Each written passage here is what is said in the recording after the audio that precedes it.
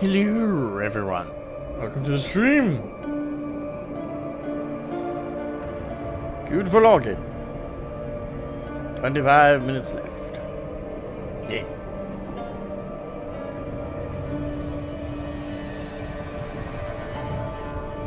I knew there would be a queue, but still. I really wish they give us an offline mode. It's like, I've heard, well, before we do into too much, hi everyone, my name's Asmogan. For those new to the channel, welcome. I do gaming streams fairly regularly. Not as regularly as I wish I could, but I do gaming streams, do all that fun stuff. I also have another channel that covers 40k content and tabletop wargaming and miniature painting. Yeah, I do a lot of stuff on YouTube. But as for today's content, yeah, we're gonna be playing Diablo for the open beta. My history with Diablo is pretty straightforward. I've been a Diablo player since Diablo 2. I did play the very first Diablo years after playing Diablo 2, and it was okay. I definitely prefer Diablo 2 out of the two of them. I played Diablo 3 when it came out. You know, I was super hyped for it because I was a pretty big fan of Diablo 2. When Diablo 3 dropped, I had an error code that didn't let me log in, as well as a number of other things that frustrated me about Diablo 3. But Diablo 3 was what it was, and it did get better. We did eventually get the DLC, which cleaned up the game, added the Necromancer class, but it never quite lived up to what I had hoped. And Diablo went pretty dead silent for a long time until we got Diablo Immortal announced, which was super disappointing. And I think I and many others related to everybody in the crowd for Diablo Immortal's announcement when they booed. That was some bullshit. Complete and utter bullshit at that. So yeah, that's that frustrated the hell out of me, and not gonna lie, definitely dashed my hopes for Diablo 4 being good. And then they announced Diablo 4. I saw a cinematic trailer.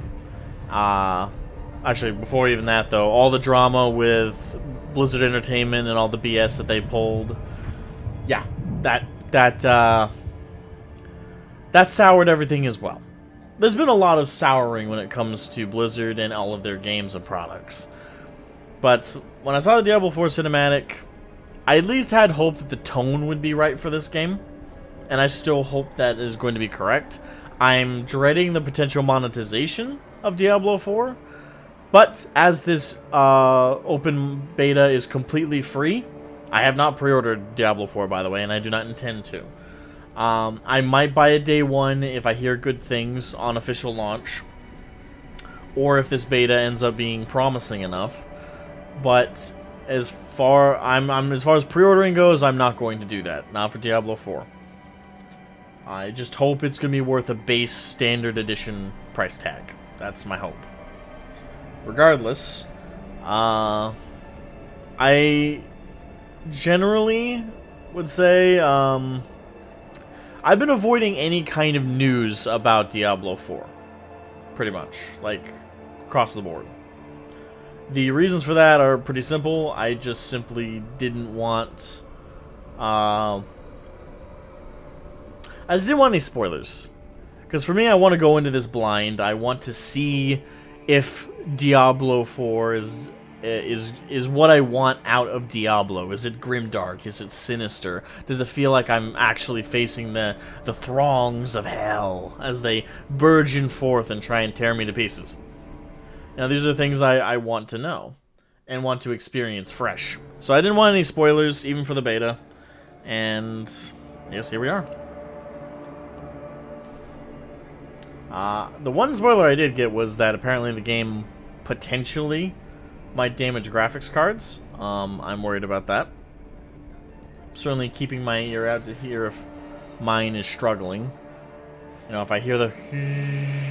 I'm like, okay, yeah, and I have a 2080 Super, which is not as good as a 2080 Ti, and I heard people's 3080 Ti's were getting fucking fried. So, Fingers crossed that doesn't happen and that those were defective, but we'll see. Again, I'm keeping my ear out for it. First sign that it might be going a little fritzy, I'm gonna probably hop out of the game and see what I can. I do know that people have some recommended fixes. Or not fixes, you can't fix a fried GPU, but preventatives. People seem to say that limiting your frame rate to your monitor's refresh rate should be fine. If that's the case, I don't even know if I need to limit mine, because my refresh rate on my monitors is 144 hertz per second. So that's pretty high. You know, I think my monitors are really good. So if that is the origin of the problem, we should be fine.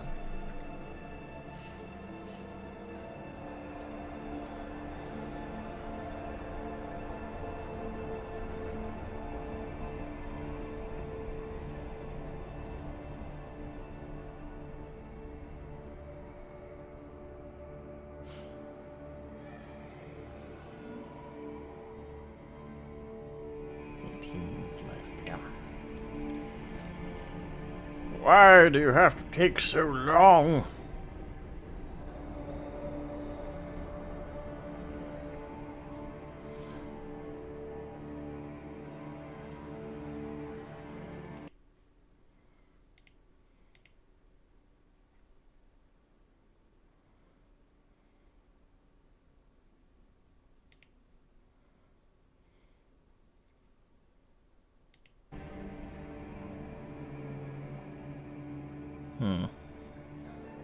Suppose while we wait, let me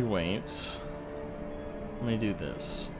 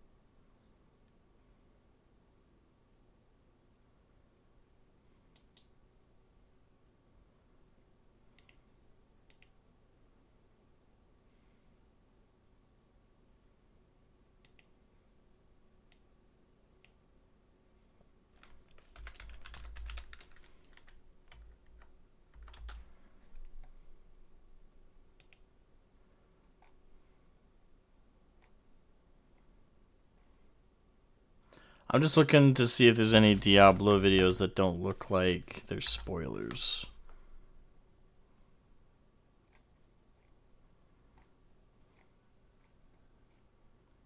Like Diablo news related videos that just won't tell me anything about the game. That's all I want. They just, well, tell me things about, not about the story anyway. Like maybe mechanic stuff. People are already making builds. Wow.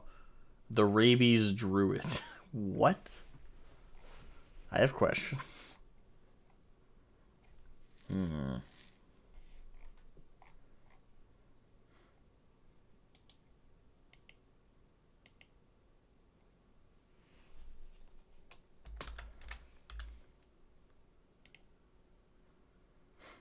Well, this one looks interesting.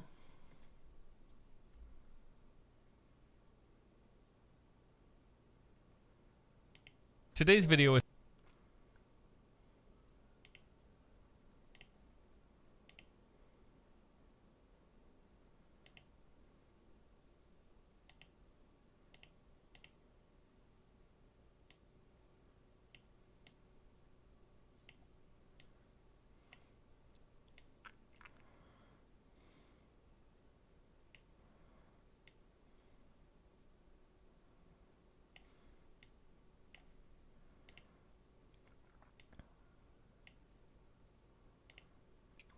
Alright, while we wait for Diablo's queue to... Yeah, I got 13 minutes left. That's a good chunk of time. So, while we wait, I was thinking about checking out this video from Force Gaming. It's 19 minutes, so this one video should hopefully get us through the queue. So So let's just jump right on in. Let me make sure the quality's good. Boom. And everybody hates Diablo 4. And again, before I get into this, just so everybody knows, I have been avoiding any Diablo 4 news since the cinematic trailer came out, because I've wanted to save myself for any of the impressions. Even to the point where I wasn't aware of the open beta until 3 days ago. I only found out about that because people mentioned it in my Discord. If that had not been mentioned offhandedly, I wouldn't have looked it up and I would have not seen it anywhere. That's how much I've been avoiding any kind of news about the game, because I wanted to save it fresh for myself. I haven't pre-ordered it. I don't intend to until day one drops. I'm going to possibly get the standard edition, assuming it's within budget. I am hopeful it'll be good. I can't tell you why, considering Diablo 3 personally was a disappointment for me. I played Diablo 2 back in the day. I fucking loved it. I played Diablo 1 a few years after I played Diablo 2. I liked that pretty well as well. Diablo 3 was great after Reaper of Souls. I think that's the name of the DLC. The one that added the Necromancer class. That was fun. That was cool.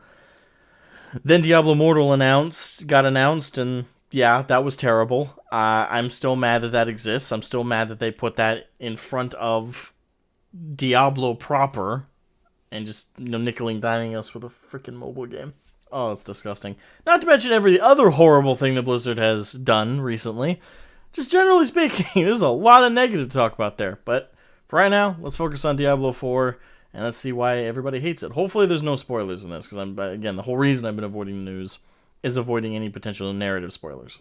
Today's video is sponsored by Ridge. They've currently got an anniversary sale taking place. If you head over to ridge.com/force from now until March 26, you can save up to 40% on any purchase. Stay tuned for later in the video to learn more. With the Diablo 4 pre-order beta taking place last weekend, we've started to see a slew of early impressions and reviews, many of which coming from seasoned members of the ARPG community who had some major criticisms for the game. And what seemed to be the largest, most common complaints boiled down to a repetitive dungeon structure, poor itemization, the game's use of level and power scaling, and just an overall lack of innovation and or complexity in Diablo 4. Now, I've watched and read tons of this coverage over the past week with videos from some really great creators, like people whose opinion I highly respect and value. Kriparian put out an hour-long epic of a review. This dude is just great. He was a Diablo 3 extraordinaire, holding the world's first and only pre-nerf hardcore Diablo Inferno clear, which was quite a spectacle back then and is still impressive to this day. Plus, he's just a chill dude, like really nice from my interactions. God, I feel old. That actually, Ziggy D, who I remember first meeting back in the StarCraft 2 days, later transitioned into more variety and being like a full-on ARPG guide. Tons of Path of Exile in particular, making guides and such. He put out a really nice, concise critique of Diablo 4. Mr. Llama SC, who is a big figure in the Diablo 2 scene, well known for speedrunning and just really liking Diablo 2. He like lives and breathes this game. He had plenty to say about D4 on behalf of that community. And then there's Asmongold, a man who has earned every ounce of his nerd cred. When it comes to no life in games, he has put in the time, or as the kids would say, yes, he's a real one. Each of these people are very articulate, informed, and presented some well thought out critiques and arguments for why various aspects of the current build of Diablo 4 are a bit lackluster and in need of improvement, much of which I generally agree with. The procedural dungeon system has resulted in a fairly predictable and repetitive structure. After so many runs, the layout becomes pretty clear. You move through some winding paths and or hallways until you reach a locked door or mechanism, and then you must complete one of a handful of different objectives to unlock said door, either killing enemies or retrieving keys or other objects. You do that, the door opens, you fight the boss. Now, dungeons are meant to be analogous to Diablo 3's rifts, and to that degree, I do feel like dungeons are more interesting than what rifts were, but that doesn't mean the system is perfect. I think some improvements can be made. Itemization is a bit simple, and to some may be uninteresting. As of level 25, legendary item drops might make you stronger, but are never particularly exciting to get as of level 25. And enemy scaling with your level really does diminish the sense of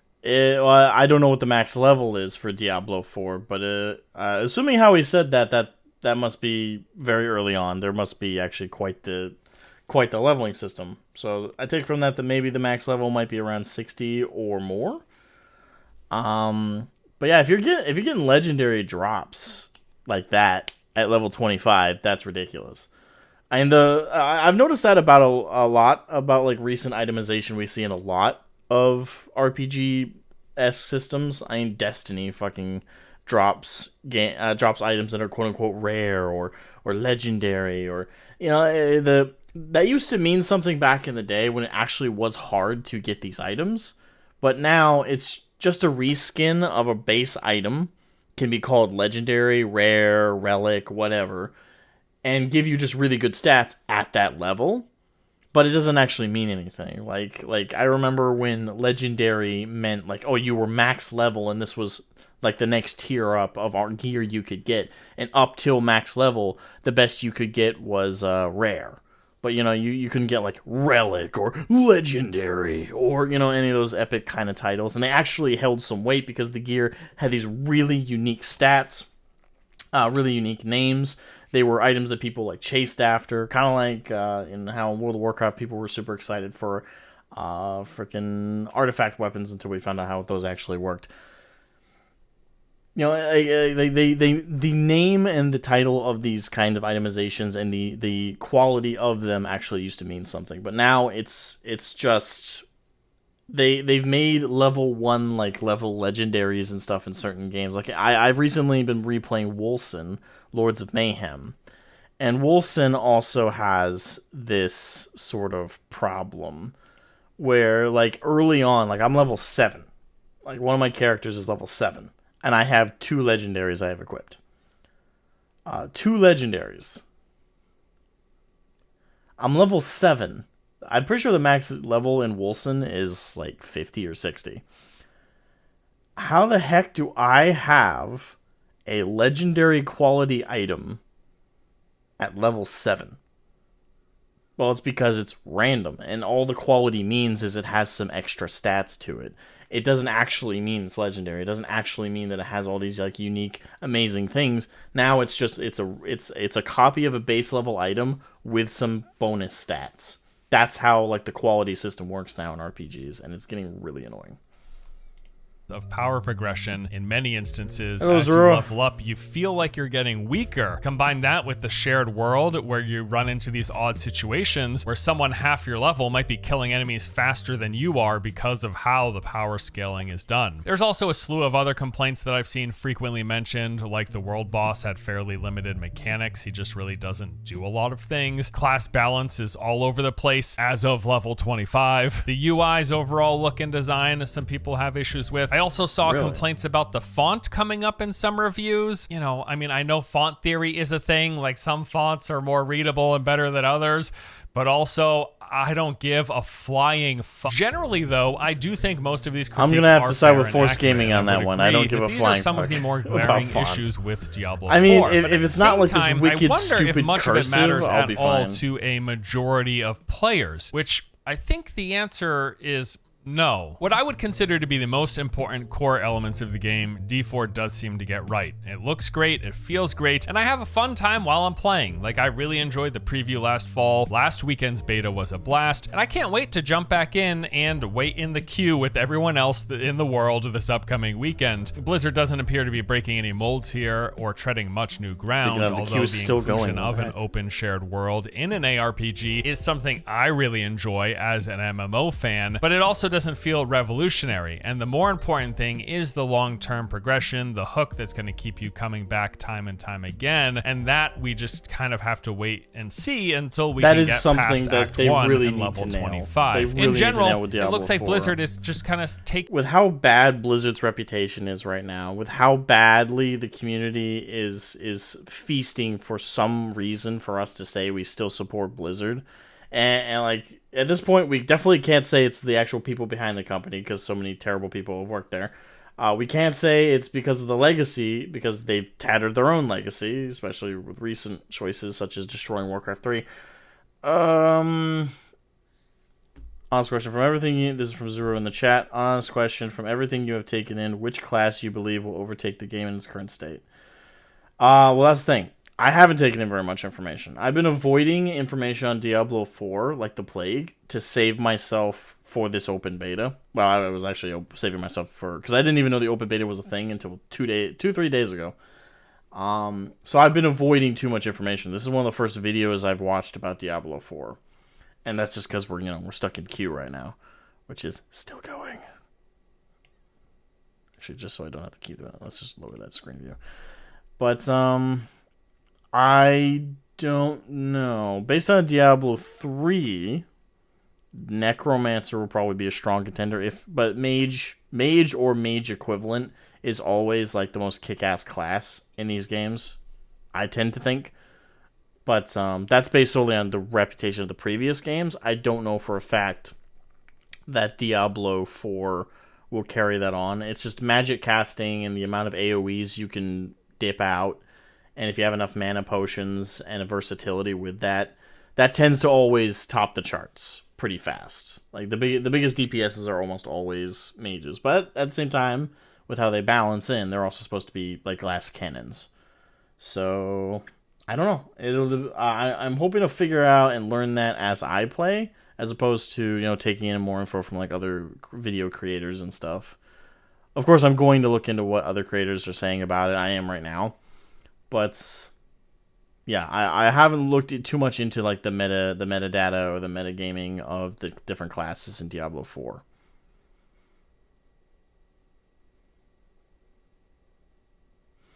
Yeah, and hopefully Diablo 4 ends up being a game we can say we like it because it is a good game that is really fun to play and it honors the legacy of Diablo and ARPGs as a whole.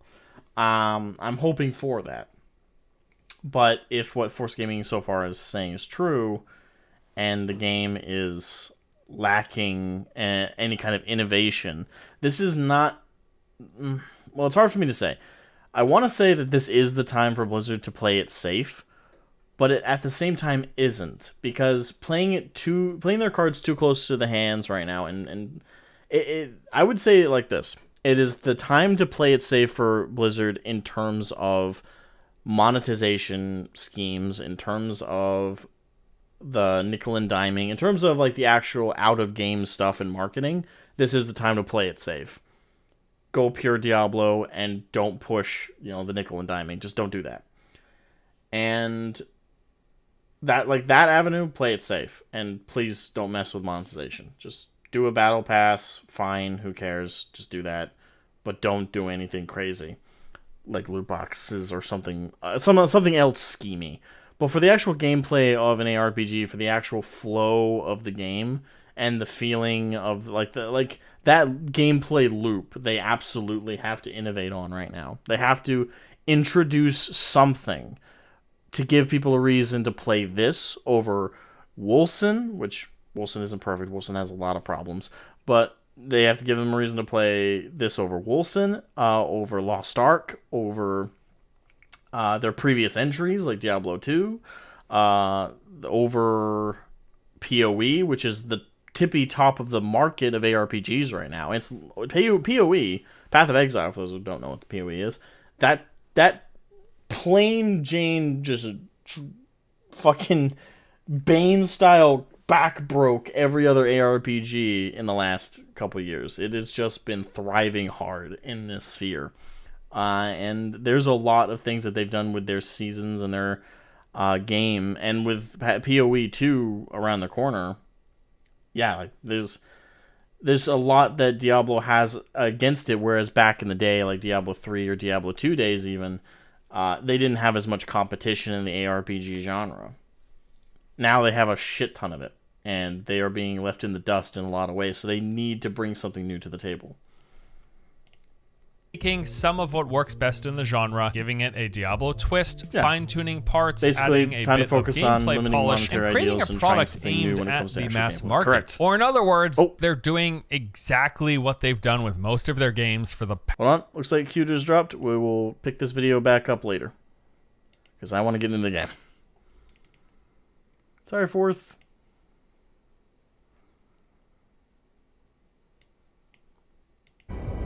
Alright.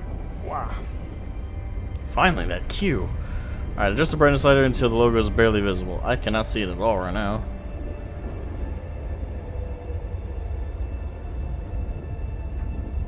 gonna go with that. Nope, don't need that. Third-party screen material, screen reader, speed, voice, transcribe voice chat. Nope. Text to speech. Nope. Next, font scale. We'll keep it medium. I think it's fine in medium. No, I'm not colorblind.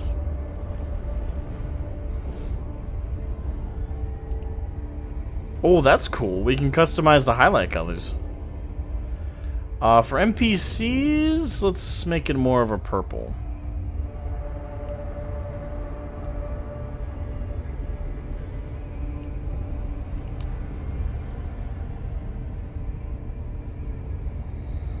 Object highlight color. I think that's fine. More of a off-white.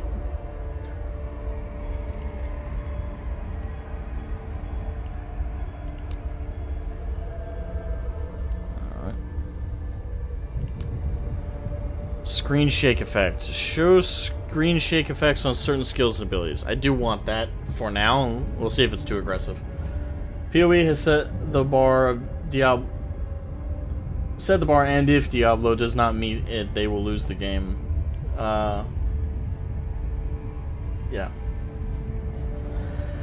Yeah. They like I said, they have a lot more competition now than they ever had before. So there's just so much more they have to bring to the table. They can't just do Diablo again. Like, I will say that if they nail the narrative of this game, they might be able to sell it over PoE and other things off of that. I will say that when it comes to PoE, I don't play that for the story at all. Not that I think it's bad or the lore of PoE is bad. I don't think it's bad at all. But it's just not as enthralling or as interesting to me as the story in Diablo. Diablo always had that. Blizzard games as a whole always had that back in the day. But as we've seen with World of Warcraft and their complete abandonment of StarCraft, narratively they've been suffering a lot lately. So, and Overwatch doesn't really have one at all outside of the YouTube shorts. The game itself has no narrative. So we've been thirsting for a Blizzard quality or level narrative for a while, and Diablo's a good chance for them to tell one. And also, they need to go back to GRIMDARK. That's why I put that in the title of the stream. Give me GRIMDARK. Because that was Diablo 2. That was Diablo 1. Both of those games were dark, they were sinister, they were serious. Diablo 3, not so much. Diablo 3 kind of backed off on that. I'm not saying there was nothing. Obviously, it was dark in terms of actual literal lighting. But did it feel like as imposing as Diablo 2 or hopeless as Diablo 2 or 1? No, it felt more like, how did I describe that?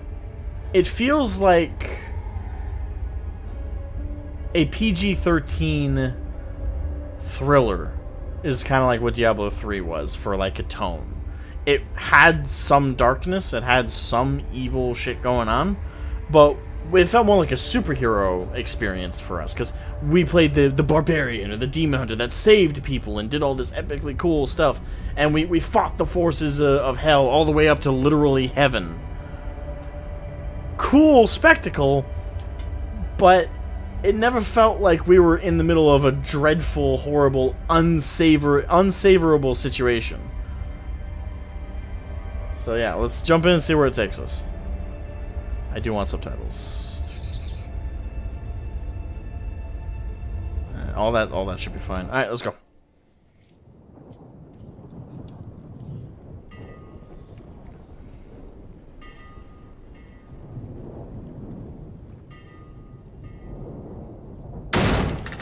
Jeez. Okay. I'm pretty sure we've seen this cinematic before, right? Yeah, this is the one. Quiet. Shut. Oh, sorry.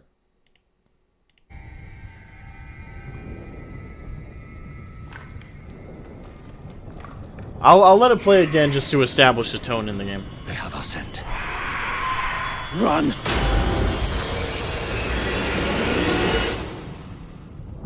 Blizzard Entertainment presents.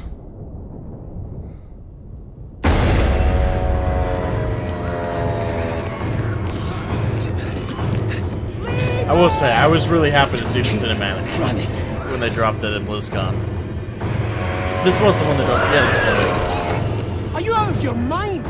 He's not going to make it. He has to. Blessed Akarat, thy eternal light protects me.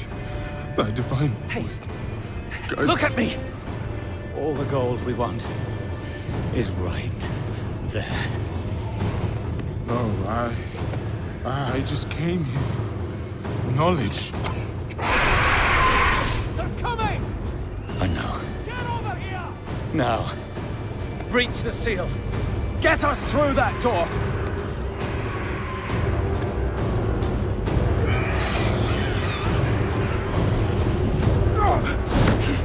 Oh, light, help me.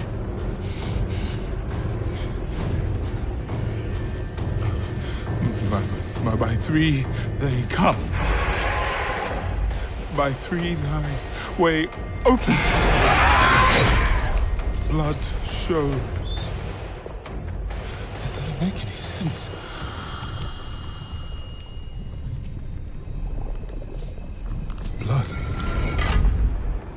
Blood is the key.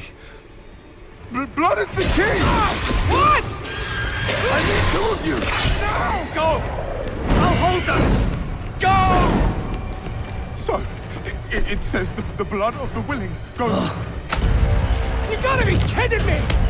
Mike keeps trailing away with mouth.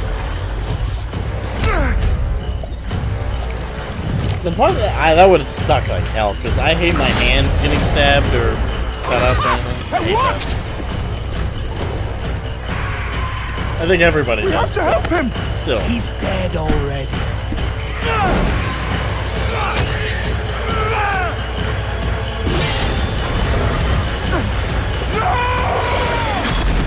I always thought that was a dumb decision, because, like, how do you get out?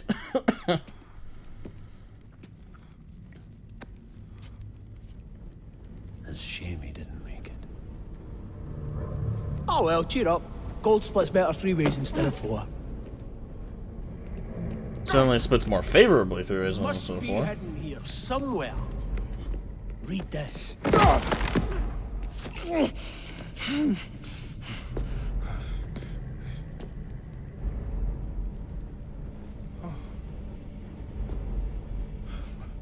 By three they come, by three thy way opens, by the blood of them willing.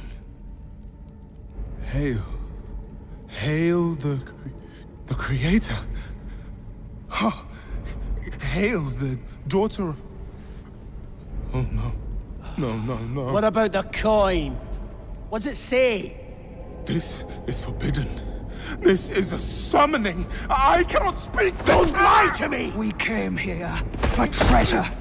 What is this place? I don't know. Maybe it's a temple. Or a tomb, or...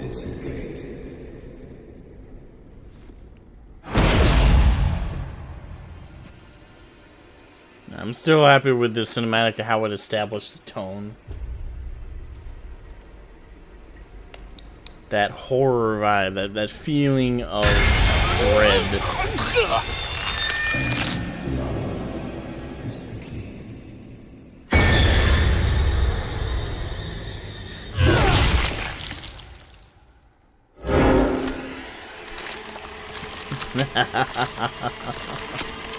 I love that.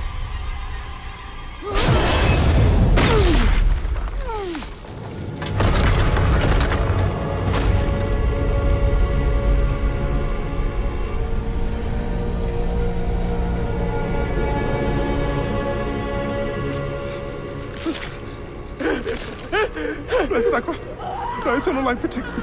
Thy divine wisdom guides me. Though my path is wrought to progress, guide my soul to thy sacred ways. From the abyss, we see thy salvation. By three they come. By three thy way by the blood of the willing.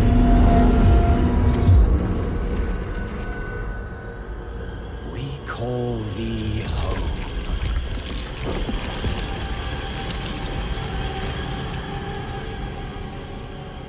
Come. Blessed Emperor, thy eternal light protects me. Thy divine wisdom guides me. Though my Open your eyes. Eternal light protects me. Eternal light protects me. Eternal light protects me. Eternal light protects me. Eternal light. There is no light here. You came to the darkness for knowledge.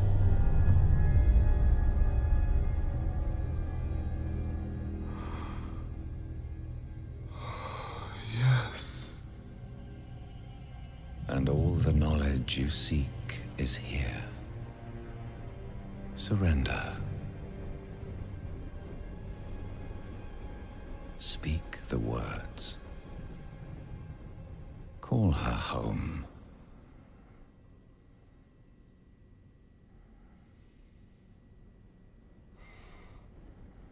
By three, they come. By three, thy way opens. By the blood of the willing, we call thee home.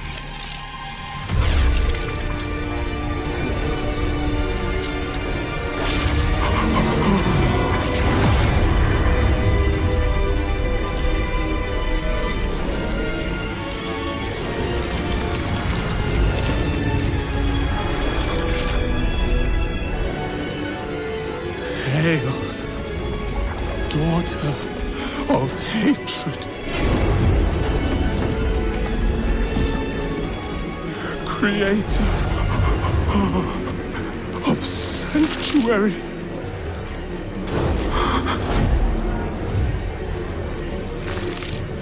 Hail,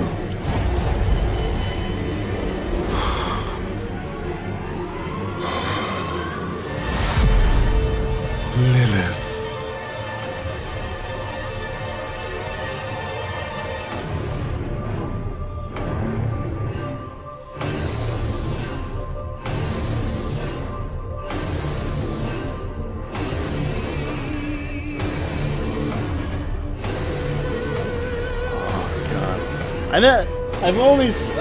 This is the only other time I've rewatched this cinematic since. It's very captivating. Holy shit. Save us.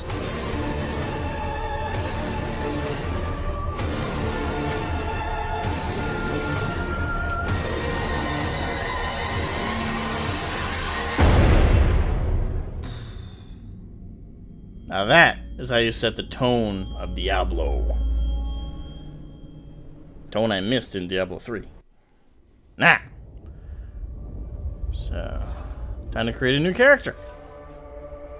It's hard, really hard. Yes, and that's why I like it. Alright, so the classes available are Barbarian, Necromancer, Sorcerer, Rogue, Druid. I think I'm gonna go with... I'm assuming most people who are both playing it on their own and streaming it right now are going with Necromancer. I mean, who wouldn't be right now? So, I don't know if I want to do Necromancer or not, because it's kind of predictable. The enigmatic Necromancers are custodians of the balance between life and death. They can raise powerful undead armies to fight for them while also wielding the powerful magics of bone, shadow, and blood. Really, you saw a lot of barbarians. Really, that because my first instinct was not barbarian. Summon a host of undead minions. I do kind of want to do Necromancer. No, crap. I meant to right-click for Sorcerer. Okay, master the elements. Sorcerers inflict cold, fire, and lightning damage to subdue their enemies. Right. Rogue, Marksman, imbuements, traps. Cunning Rogue uses whatever tools are available to get the job done. Rogues are both agile and resourceful, able to fight enemies at range with bows or up close with daggers. They are also able to imbue their weapons with various magics. Druid. Flexible and resilient, druids harness the power of nature to protect life. Druids can shapeshift between the cunning werewolf and the powerful werebear to fight their enemies. Additionally, those who prefer spellcasting can unleash earth and storm magic from a distance. And I'm not gonna lie, tempted to do druid for werewolf, because I fucking love werewolves. They're so cool. But the thing is, that would be the only thing I would want to do. Is werewolf. It's just werewolf, werewolf, werewolf. Is there a problem? Werewolf. This enemy requires magic to defeat them. Werewolf! I knew what I'm about, son.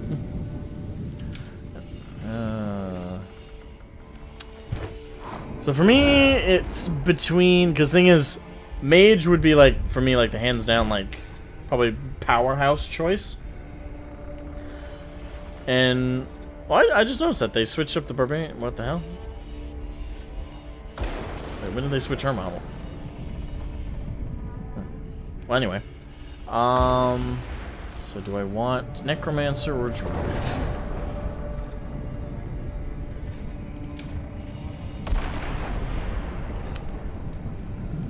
I don't know. What do you think? Druid or Necromancer? Those are the two I'm considering.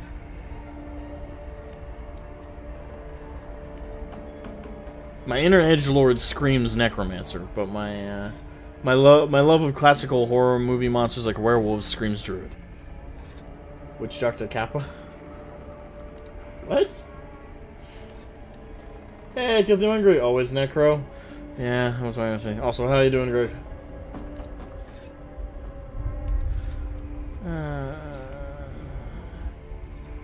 Necro. Yeah, I'll go with Necro.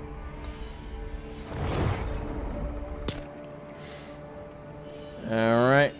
So we'll go with Male, obviously. And his presets to work with.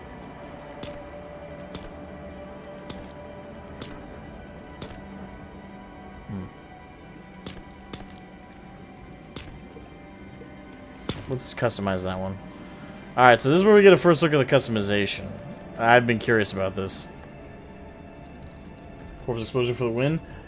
I don't know. That might be an ability in this one. We'll see. Night Lord vibe to it.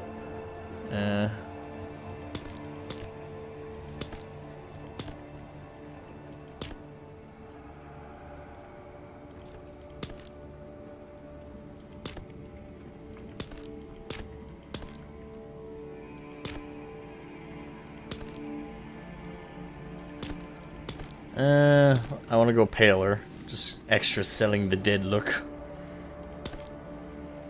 Aw.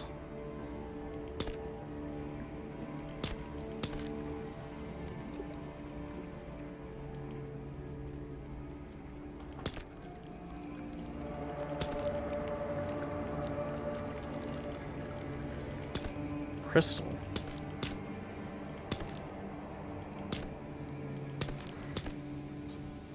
Okay, so I think I'll go with Vampire Red. I like that one. So there doesn't. So with the face and body, there doesn't seem to be much customization right now.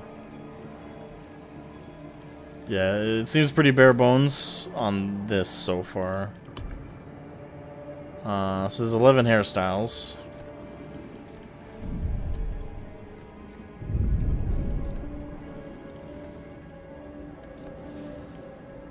Well, let's go through them. Start with one. So one's pretty simple, just bald. No. No. Could work, but no.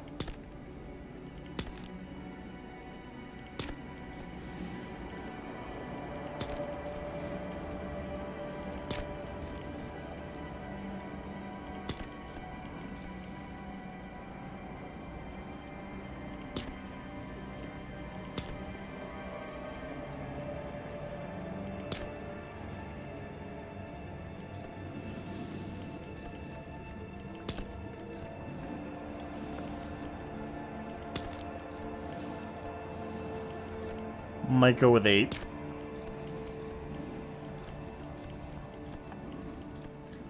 Not unfitting of a necromancer to have kind of the weird cut, but... By the way, fully blind playthrough, let's just watch it. Yeah, very blind. Very, very blind. I know absolutely nothing about the game. Well, obviously, other than it's Diablo.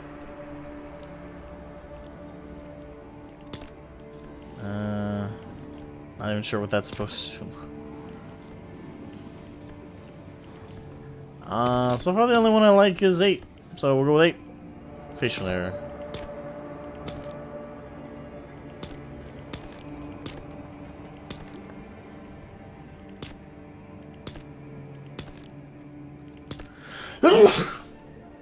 Excuse me. I guess just leave him without facial hair, because none of those looked good.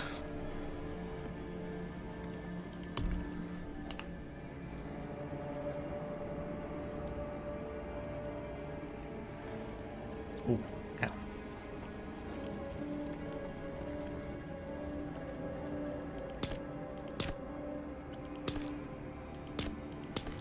Yeah, makeup's usually supposed to make you look better, not worse.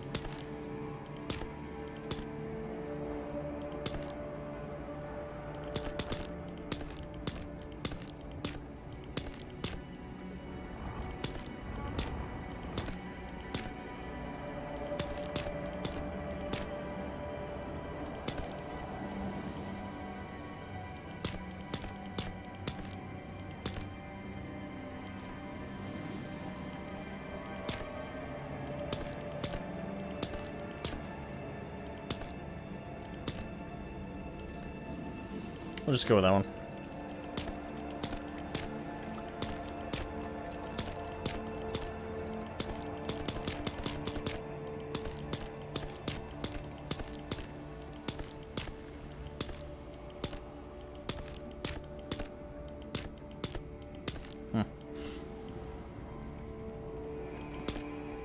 Okay, now this might be more interesting.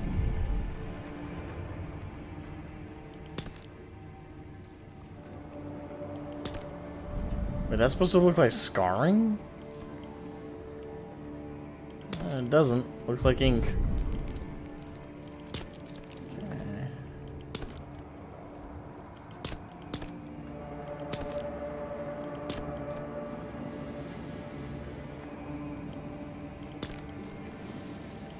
That's more of a barbarian feel to it. So is that.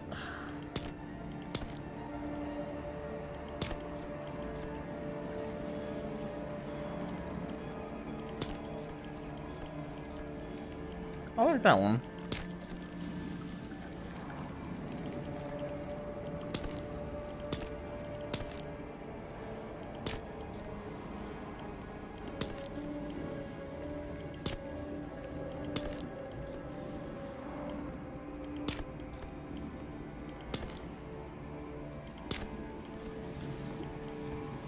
I do like that one, the fresh blood texture.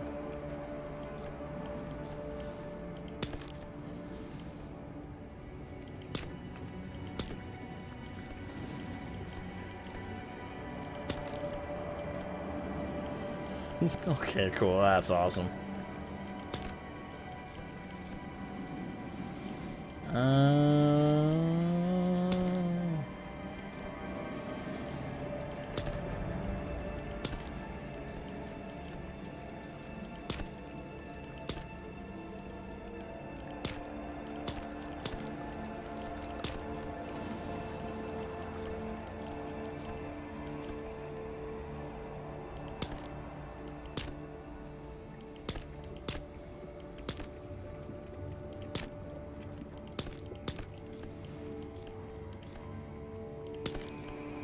I kind of want to go with that one. That one actually looks like it was freshly like put on with like blood.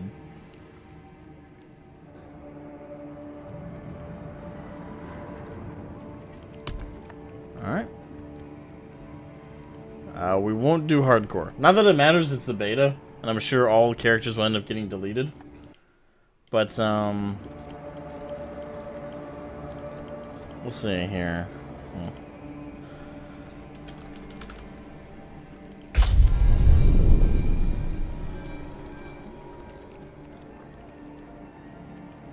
Ah, okay. More in-depth tutorials are recommended for new Diablo players. I'm not new to Diablo. Minimal guidance on new players only. Explore hell on your own. I would like to do that. The difficulty. There's only 2 tiers of difficulty?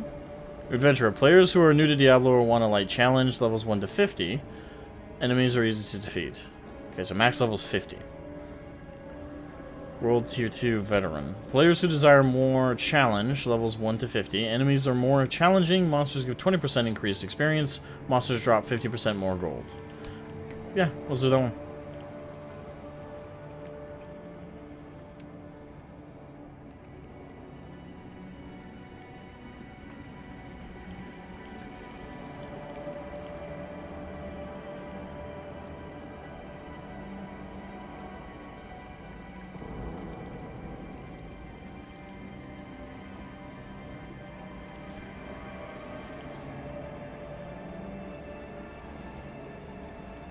Where'd my UI go?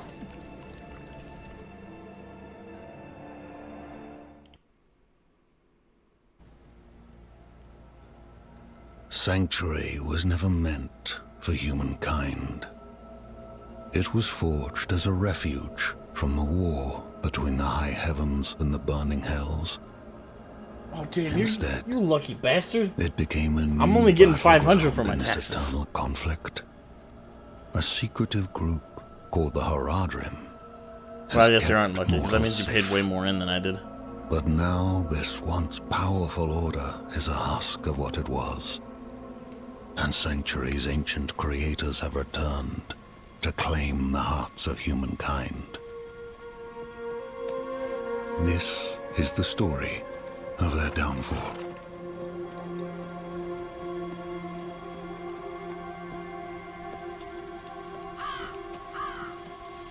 You work 3 jobs? Well...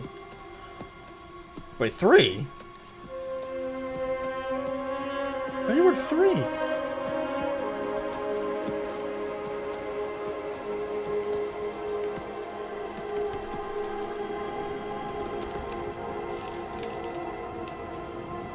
At most, I've only ever worked 2 at a time. And I damn near lost my mind.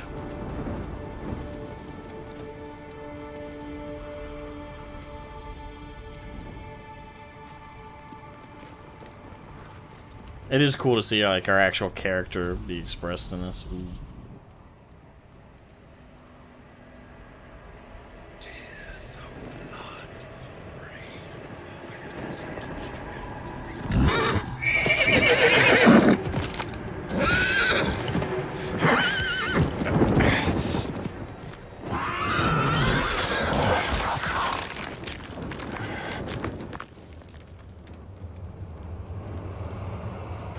Okay, they're carrying that tone from that cinematic well. That was okay, that was... I love it! I feel like I'm in a horror movie right now. This is what I wanted! Oh, that's gross.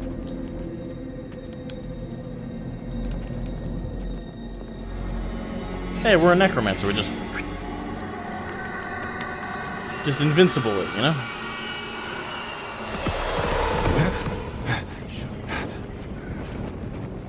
I love how we look like, you know, with like the glowing red eyes and shit, right? But even we're like, this shit's scary, bro.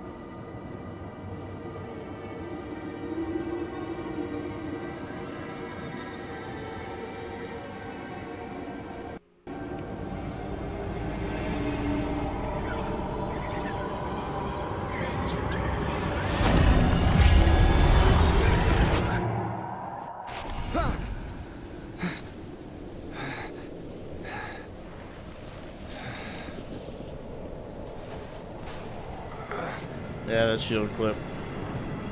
Which is now gone. No, there it is. I should find better shelter before I freeze. Good idea, me. Oh, okay. I need more time. So Q is for health potions.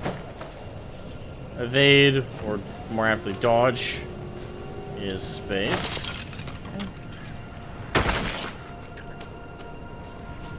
The fuck? Come here. What's this? Raised skeleton. What, did that not count?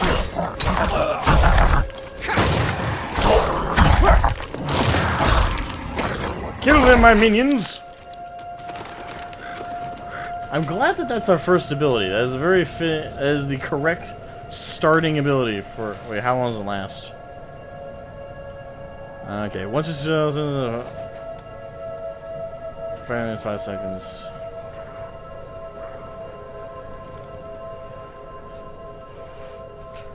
Raise skeleton records to 5 feet. Okay, once. Oh, okay, so they don't have a limit on them. I can summon 4 at a time. Okay. Unless I misread that. Hold on. Raise skeleton records to 5 feet. Once all of your skeletons have been summoned, raise skeleton briefly summons a skeleton priest to empower your minions for 5 seconds, increasing their damage. Okay, so yeah, it's permanent, or at the very least, they last until I get rid of them. Like, can I just select to dismiss them? Or? Guess not. That's cool, though.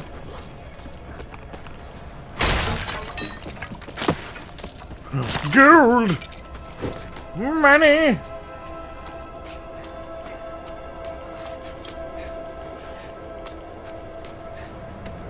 Alright. Now I have 4. Alright, so... I was a skeleton priest, now it buffs my guys for a couple seconds.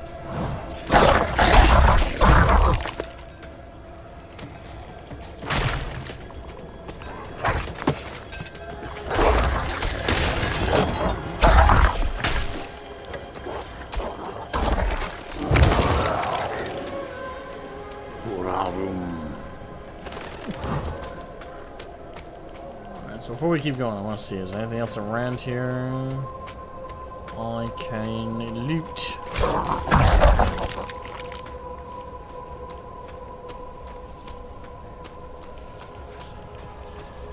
Road's blocked.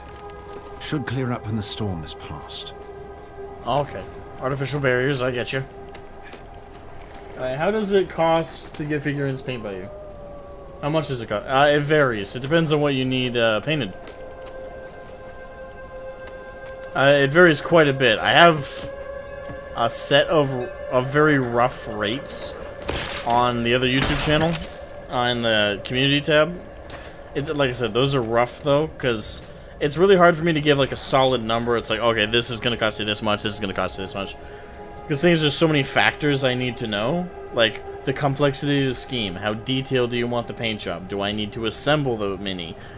Do you mind mold lines? Assumedly you do. I will have to clean those up.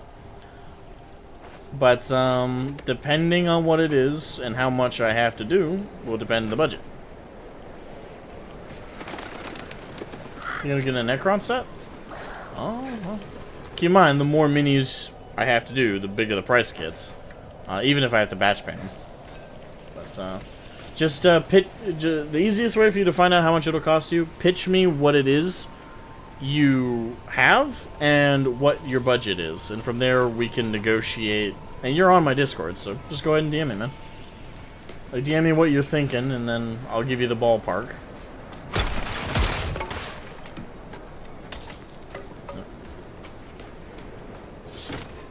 Another abandoned town.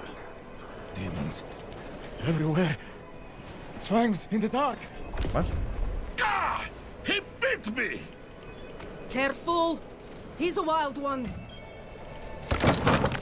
Zombie?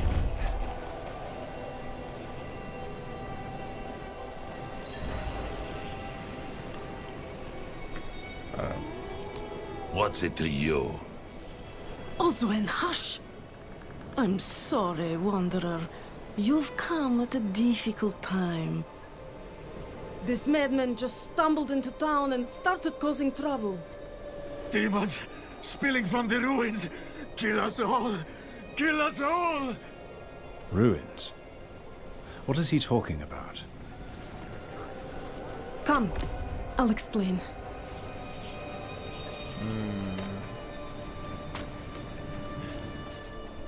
There is evil staring in the ruins to the north. That poor monk back there must have gone inside. Even a holy man like him was driven mad by whatever he saw. I love how they don't mind the skeletons I have summoned. It's just like, oh yes, strangers walked into town and he's just got 4 skeletons helping him out. We see that every Tuesday. You should have met Phil. He had a full-blown abomination following him around. It was brilliant. What is this place? Nothing special about our little town, but it's home. We'll do what we can for him. Might have to keep him in the shed for now, though. He tried to bite off Oswin's fingers. Could you protect us from whatever is out there? We have nowhere else to turn. Evil is gathering strength in those ruins. I will bring it to heal. Truly? Oh, thank you. Darkness within. Enter Icehour Ruins. We got our first quest. Interesting little town. They're all gonna die, aren't they? I'm getting that vibe. Yeah, because we're meeting them out there. There's wargs running around and shit. And we just heard a guy get bitten, so... I don't know. Maybe I'm jumping to conclusions, but I'm sensing zombie virus. Or some equivalent. What's that? You say something? Oh, you poor thing. Traveling in this awful weather. If Devmir's taking up all the space by the fire, just give him a shove. Fire's looking good, but I should watch it a little longer to make sure it doesn't go out. Riveting. Okay. Well, hello, armor merchant.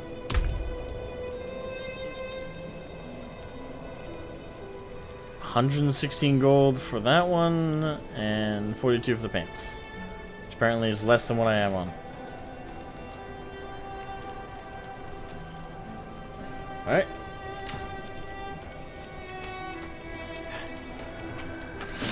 Is he very friendly? I mean,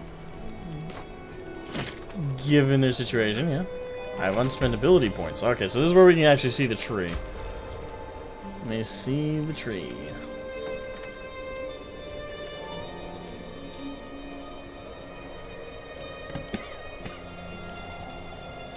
Okay, so it's just like a straight zigzag line with certain branches.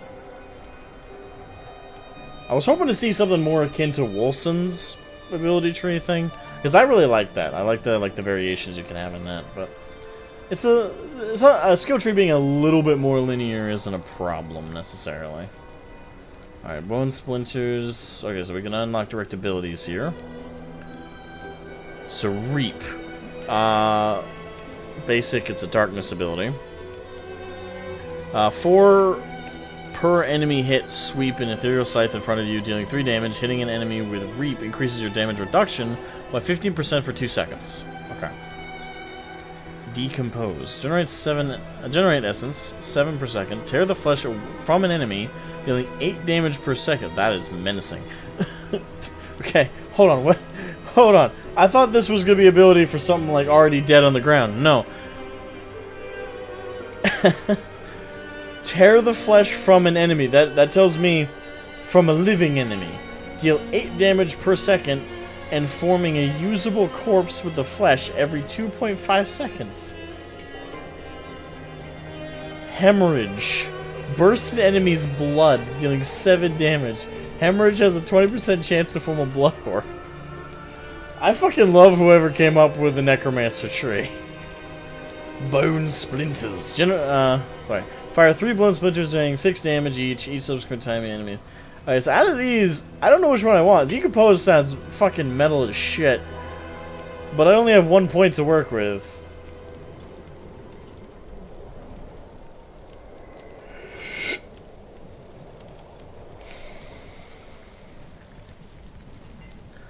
I don't know. How metal are you? I'm very metal.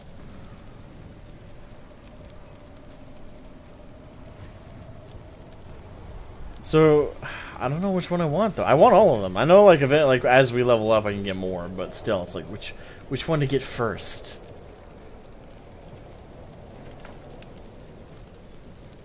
Let's get hemorrhage first, and then I'm gonna get decompose. What's the other tiers? Enhance hemorrhage, initiates hemorrhage, acolytes hemorrhage. Okay. Alright, so if you get initiates, that counteracts acolyte. Okay.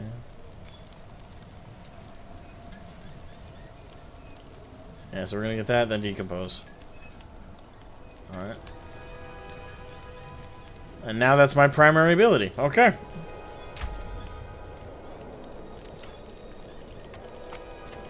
Interesting. Alright, well. Let's look for some monsters on our end of the corner. Kill them, my minions! Well done.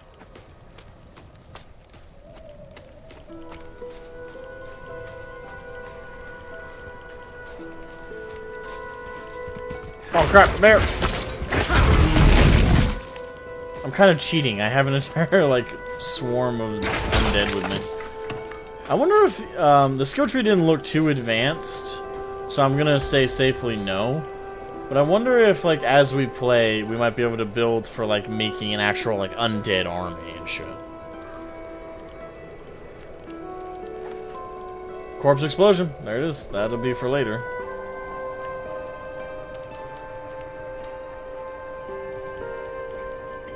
Yeah, so before I can even get to corpse explosion, though, I need to do this whole tree. I need to do 5 points in this tree over here. Or at the very least 5 points invested before it, I'm assuming? What? Decrepify.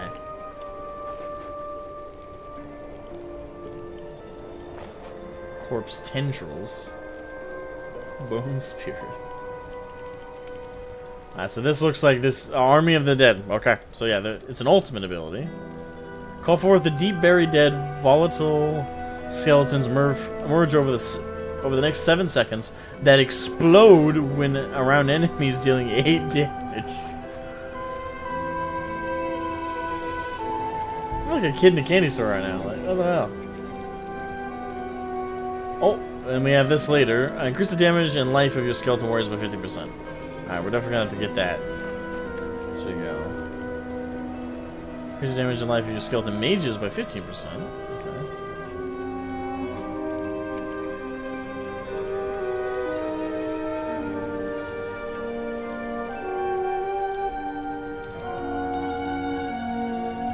Okay.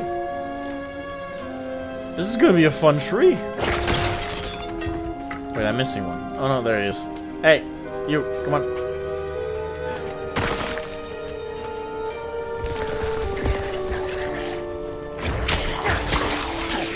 Skeletons that aren't mine, kill them! So I can raise them again.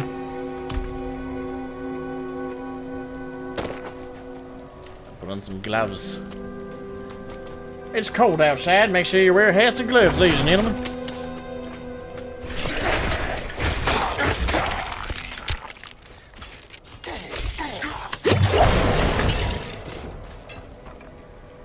Level 3.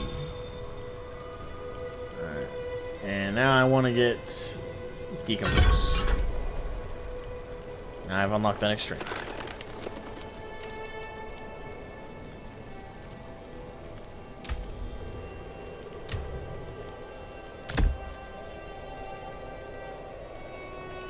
What?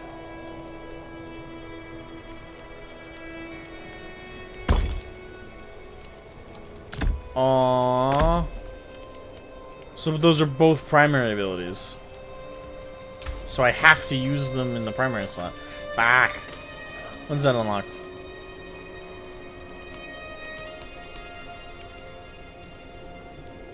Alright, so I get that if I level up again.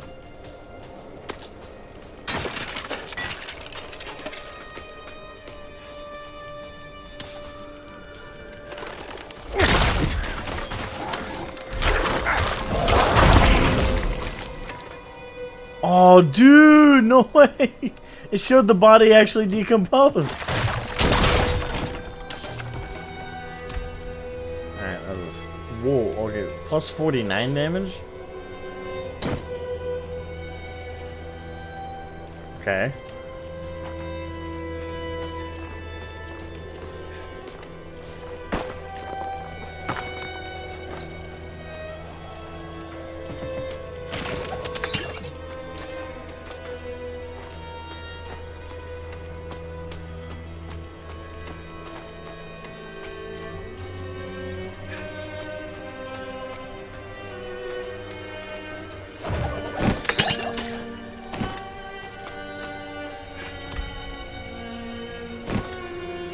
Already picking up more gear.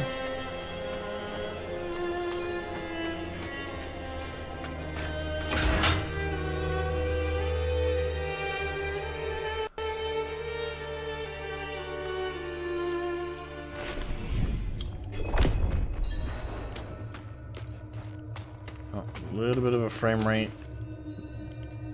thing there.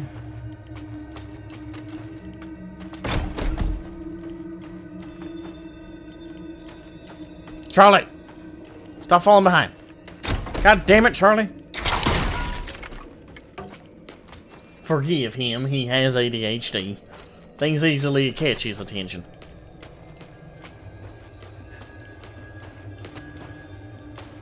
I gotta say the environment looks beautiful. Like the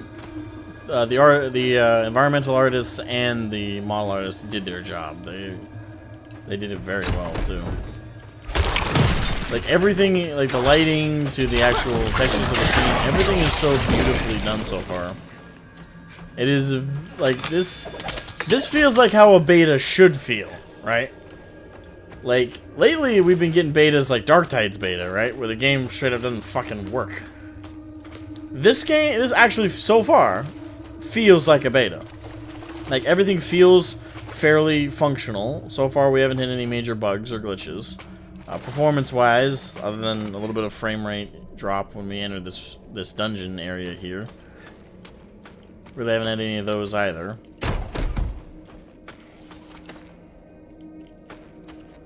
So yeah, I'd say like so far this feels like a beta.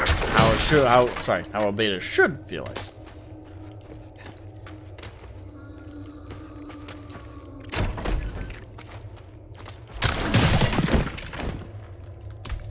Heavy boots.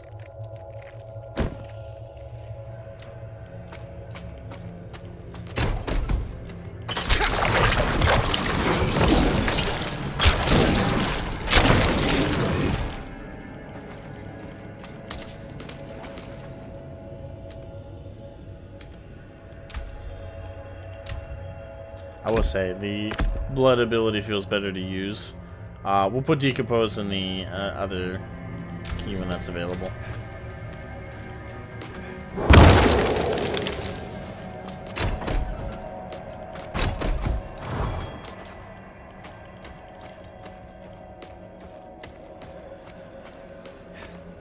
Pretty empty area so far.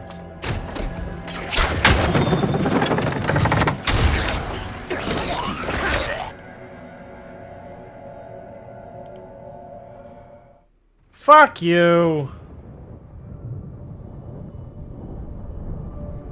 I just got in the dungeon. Come on, man. Alright. Just after I praised you. Code 31. Okay.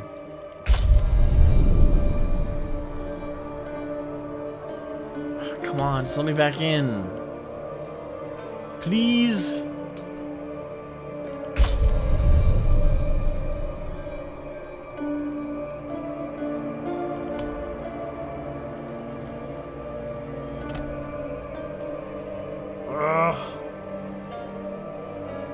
I get that their servers are probably overloaded right now, but really?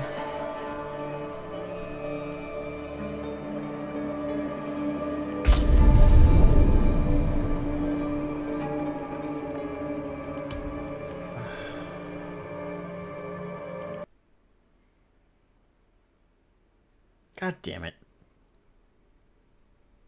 Alright, let me see if exiting the game and re-entering it. We're gonna be put back in the freaking queue, but let's see if exiting and re-entering the back into the game will do anything.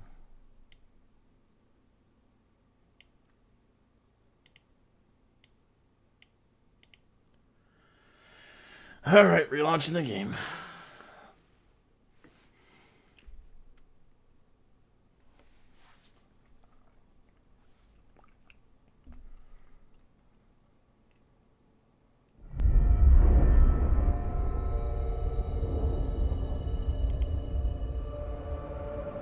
Ah.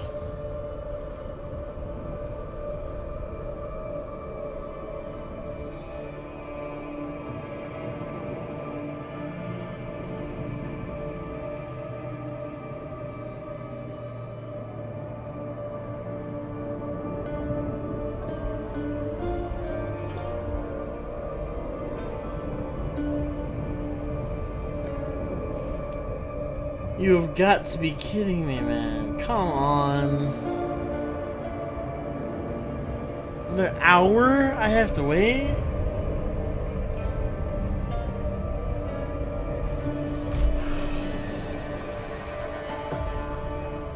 God damn it.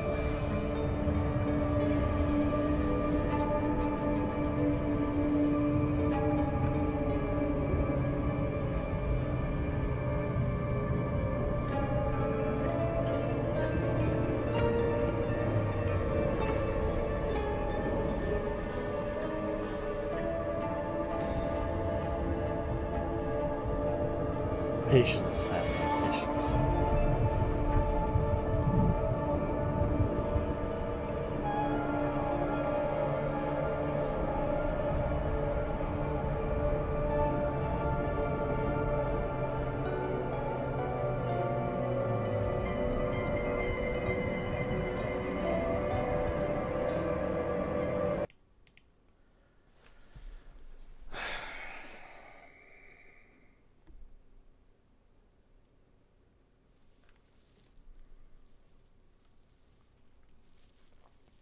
Hour.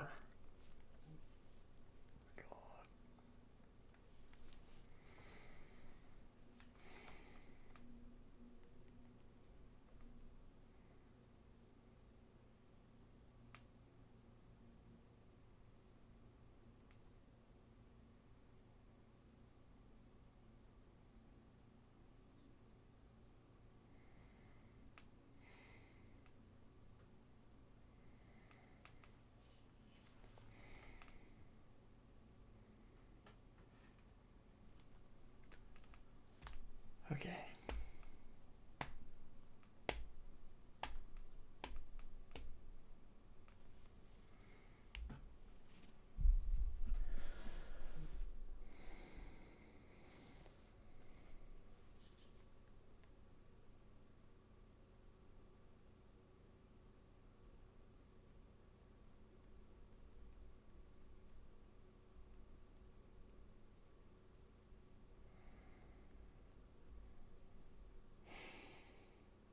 Gonna make lunch. Yeah, I haven't had any food today, and I thought that'd be a good idea because I'd be in the midst of playing Diablo 4 open beta instead of waiting in the goddamn queue.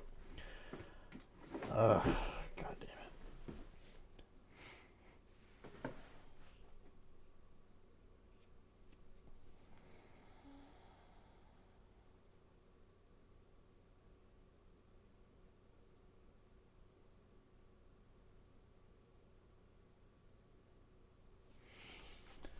Okay. Well, while we wait for that, I guess I'll finish the Force Gaming video.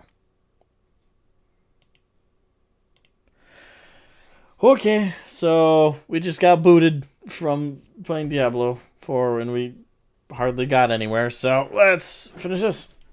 Past 20 years. In the fall of 2004, when World of Warcraft was about to launch, I remember being unimaginably hyped, just like out of my mind excited. The idea that Blizzard, a company whose games I grew up loving, was making an MMO in the world of Warcraft, with its setting, its history, lore, and characters all fully realized, letting us seamlessly explore Azeroth, the lands of the orcs, humans, night elves, and undead. Like, to me, all of this just sounded too good to be true. I was a freshman in college at the time the pre-release beta took place, and I didn't get in, but one of my dorm mates did, and I remember just sitting there all day watching him play. He was an undead mage, leveling through Tristfall, just spamming frostbolts at skeletons, zombies, plague hounds, and dustbats, seeing the other players running around, being in the Warcraft universe. Like, it was just so cool. I was so excited. My dorm mates were excited. All my friends from back home were excited. We could not wait to play this brand new Blizzard game. So I went online looking forward to learning more and talking about WoW, and everyone hated it.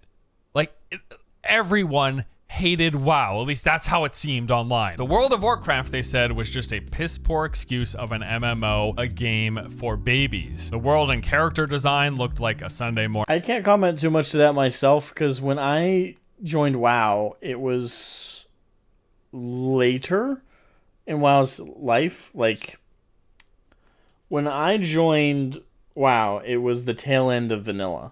Like, vanilla was about to wrap up, and TBC had been announced, I believe, at that point. And people were hyped for TBC. I joined the game a couple months. Definitely wasn't a full year. A few months before TBC dropped. And, you know, my dad was super hyped about TBC. He played WoW more than I did at the time. And, you know, we were playing together. We played TBC together. We had that launch experience. By the time I joined, the universal thing was everybody loved World of Warcraft.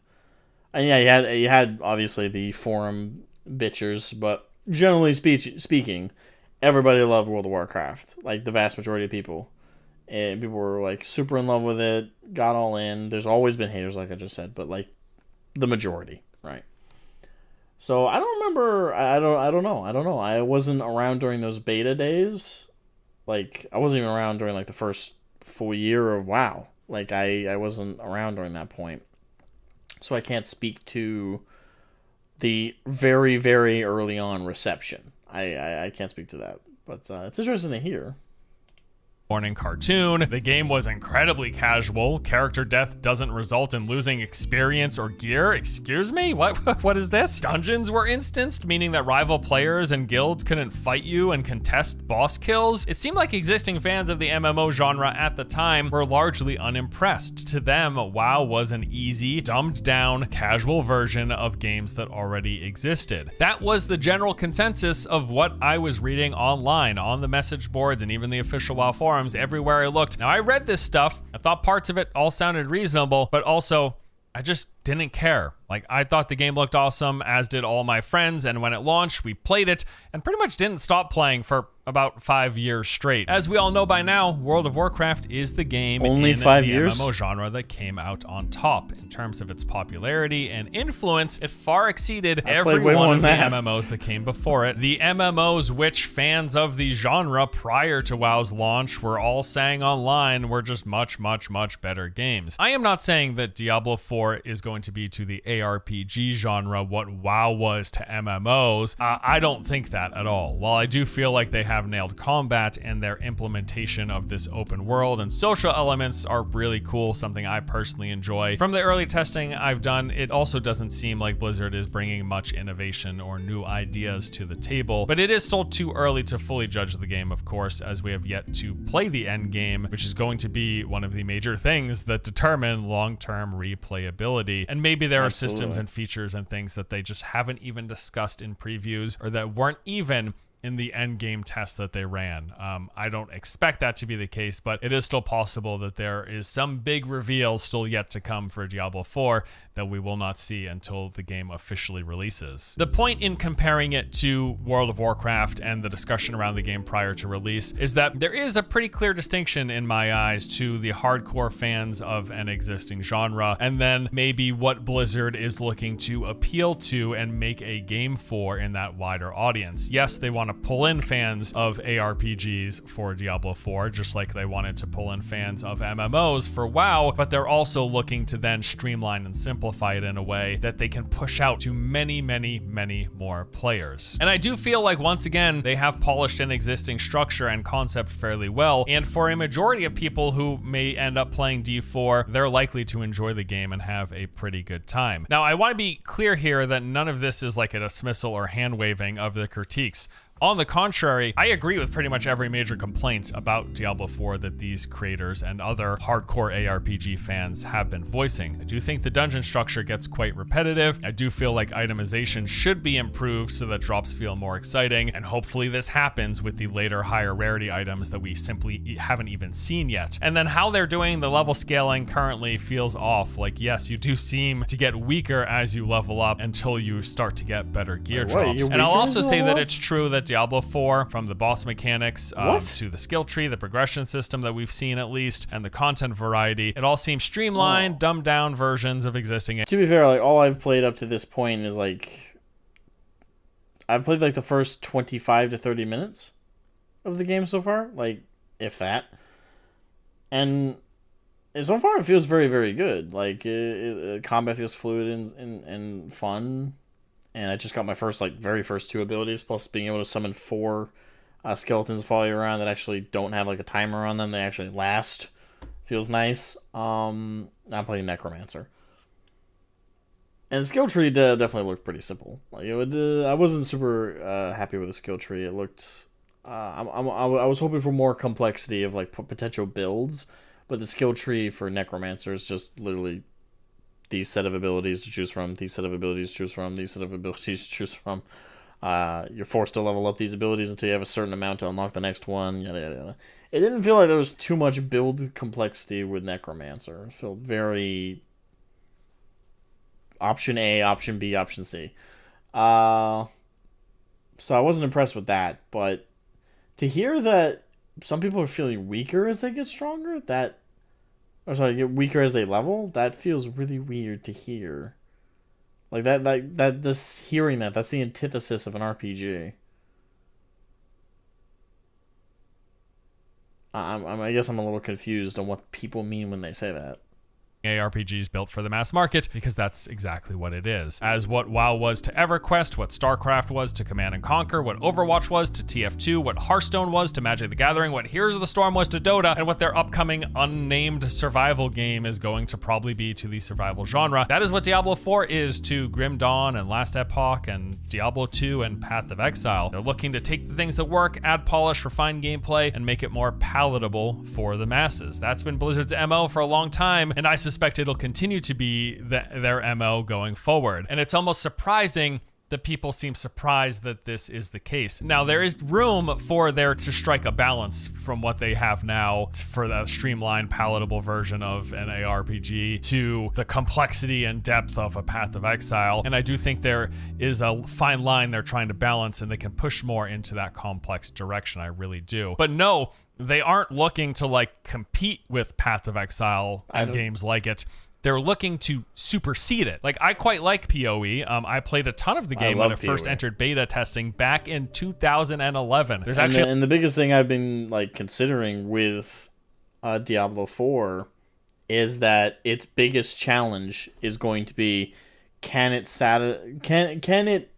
outdo PoE, which PoE is the king of ARPGs right now. Like, hands down. I will fight anybody who disagrees with that. Hands down, PoE is the king of ARPGs right now. It completely knocked Diablo 3 out of the water for me. It's certainly better than Diablo Immortal to me. I don't think anything tops it right now. Just the build verticality of it, the level of customization and approach, and different builds you can do. Like, there's just so much in the gameplay, general gameplay loop, as well as the mission and quests and the seasonal stuff that they do. Everything PoE is just beautiful. It's just I won't say it's perfect. That might be a bit much, but it is damn good of a game. And to beat it, Diablo 4 has to do way more than I've seen so far. Like I'm just in the game 30 minutes, and I can already tell you the skill tree in the game is very disappointing. Like, I compare that to the sprawling tree and customization for your character in PoE. It's like comparing like Diablo 4's kindergartner finger painting to Picasso or to Michelangelo or to what was another good example? Those are good ones. So I'll just stick with that. So comparing those works of art to like that's PoE. Like PoE is like refined. It is skilled, and the way it gives you so much freedom of the builds, like it's crazy what they've been able to do with the PoE system. And I'm very disappointed with this with the skill tree depth in Diablo 4 so far. Now there does look like there's like a prestige thing at level 50. I noticed it's locked, so I can't see what that is. But just the 1 to 49 or 50 normal skill tree is super simplistic. Like, it's just this box of nodes, which you have to invest a certain level of points in to get to this box of nodes, which you have to level to a certain amount as well, etc., etc., etc., as you go through. I'm not super impressed. But that being said, I haven't played the full breadth of it yet, so I can't say too much more other than that as my reasoning for saying, like, I definitely think Diablo 4, if Blizzard's goal is to supersede and to completely knock everybody else out of the water and say, like, listen, we're the standard, you know, like, we're the thing, they're already kind of failing at that for me. Like, I get what Force said it himself, like, their goal is to streamline it, to make it, like, new person friendly. Do I think that the dumbed down system I just referenced in Diablo 4 does that? I suppose so. Like, it does dumb it down, and I suppose if you're... I don't know if that necessarily makes it more accessible, though. Because for me, that kind of defeats the whole just recently, the 10th edition for 40k was announced, right? And they mentioned how they want to GW wants to streamline 40k in 10th edition even more than they already did in 9th. Which for me is a horrifying thought, because they're starting to, like, the more you simplify a game, the less options your players have to kind of branch out and make decisions and make choices and kind of do creative things, and you bottleneck them into certain ways of playing, which for some might be satisfying, but I don't want my hand held the whole time. I just want to be able to play the game. Like, I want to be able to enjoy my time playing PoE or playing Diablo, and I like to have choice, right? I like, especially in an RPG, right? It's an RPG. Let me make choices in the world and let them have consequences, good and bad. And you really limit my options the more you streamline things. So I don't think that's necessarily a compliment to Blizzard that they're trying to dumb down the systems. Because though they may make it more accessible, they also make it less fun. So, I don't know. A Let's Play of the game still on the channel right now. Don't watch it. It's garbage content, but it is there. Like, I played this game from its inception when it was first playable. I thought it was really cool back then, and it's been amazing to see it grow and evolve over the years. PoE has really established itself as a solid ARPG for fans of that genre. Like, people really like it, and it's been seeing continuous growth. At the same time, though, it's small. Like, very small in comparison to what Blizzard expects for numbers for its game. The all-time peak concurrent player count for Path of Exile is just shy of 160,000 players. If Diablo 4 had 160,000 players, everyone would be calling it a dead game. game. They'd be like, wow, what a failure, Blizzard. Massive L. And it's not, though, because PoE isn't a failure. 160,000 concurrent isn't a failure. It's nothing to scoff at. It's an impressive number for most games, but that's what I'm talking about. That is the sort of difference in expectations and audience size that we have between this more niche hardcore ARPG and what a lot of the criticisms are comparing it to, and what Blizzard aims for that mass appeal. And my point here isn't that bigger game equals better game. I don't think that at all, but I do think it speaks to the general appeal amongst a wider demographic that these games have, that this genre has or doesn't have or hasn't had. For everything that I think is cool and that ARPG fans love about PoE, many average gamers don't care, aren't interested in, or just actively dislike. But again, I do think a better balance can be struck from where we are right now. There are definitely lessons to be learned from these other ARPGs, and I hope Blizzard does offer more complexity and more variety in the end game from what we've seen up to this point. We've still yet to play around with the Paragon board or see those 2 highest tiers of loot drops, and hopefully these do make a big difference. I mean, they should be playing a major role in build customization and variety. And I just love all of the in the weeds dissection and discussion that we've been seeing over the course of the past week, now that a lot of different experienced veteran players of this genre have gotten their hands on it. This is the stuff that's super interesting and important to players like me, but I also remember my 18-year-old self not caring at all what the hardcore MMO players had to say about WoW prior to it coming not out. World of And Warcraft, I do think there's Diablo a degree 4 of that happening here as well, and just with games critique in the general, devil of the there's queue. so much like minutia we tend to really focus on that seems ultra important, but maybe in the grand scheme of things really isn't important. And that really accounts for a lot of what I talk about on this channel as well. Like a lot of the stuff that I fret over, that I get hyper fixated on, that I'm like, this is such a huge deal, to 95% of the player base of these games that I talk about, they're just like, not in that they don't get it or that they couldn't get it, but it doesn't matter.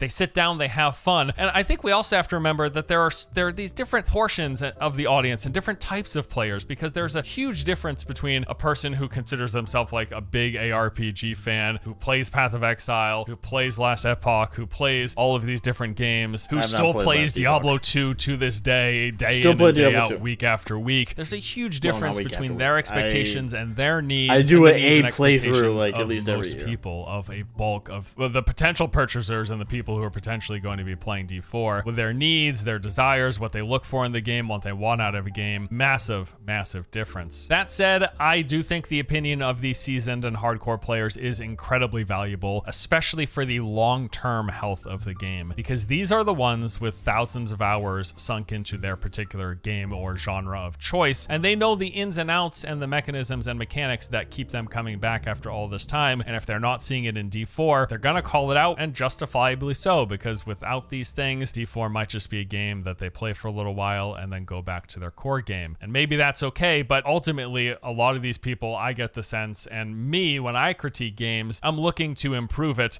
to fit my needs of long-term and my desire to continue playing a game and keep coming back to a game, even if that isn't what everyone is looking for. And the best thing I think Blizzard can do, or any games company can do, is try to find that balance between those different audiences with their different needs and what they look for. And if you do consider yourself one of those more hardcore players, or someone who's more interested in that kind of discussion, absolutely watch all of this content. Watch all of those different creators that I talked about. It's really, really good stuff. I do plan to do a video diving into my overall thoughts and critiques, but I'm probably going to wait until after this upcoming weekend's beta. With all that said, bottom line for me is, yeah, Diablo 4 is a ton of fun to play, and I suspect I will be spending a lot of time with it. A lot of these criticisms are very valid, but they still It's been fun to play so far for me as well, while I've been able to play it. Like, the 20 to 30 minutes I could play before they kicked my ass. It will matter to those people, though, who are planning to sink 1,000 hours, and I do hope that these critiques are taken seriously for that portion of the player base, because these are the ones that will stick around long-term, funding the live service model that Blizzard's going all in on. And I do think there's a good chance that I will be one of those players, especially if the end game proves to provide enough variety and content. I've enjoyed the base of what I've played so far and have every intention to keep playing going forward if they can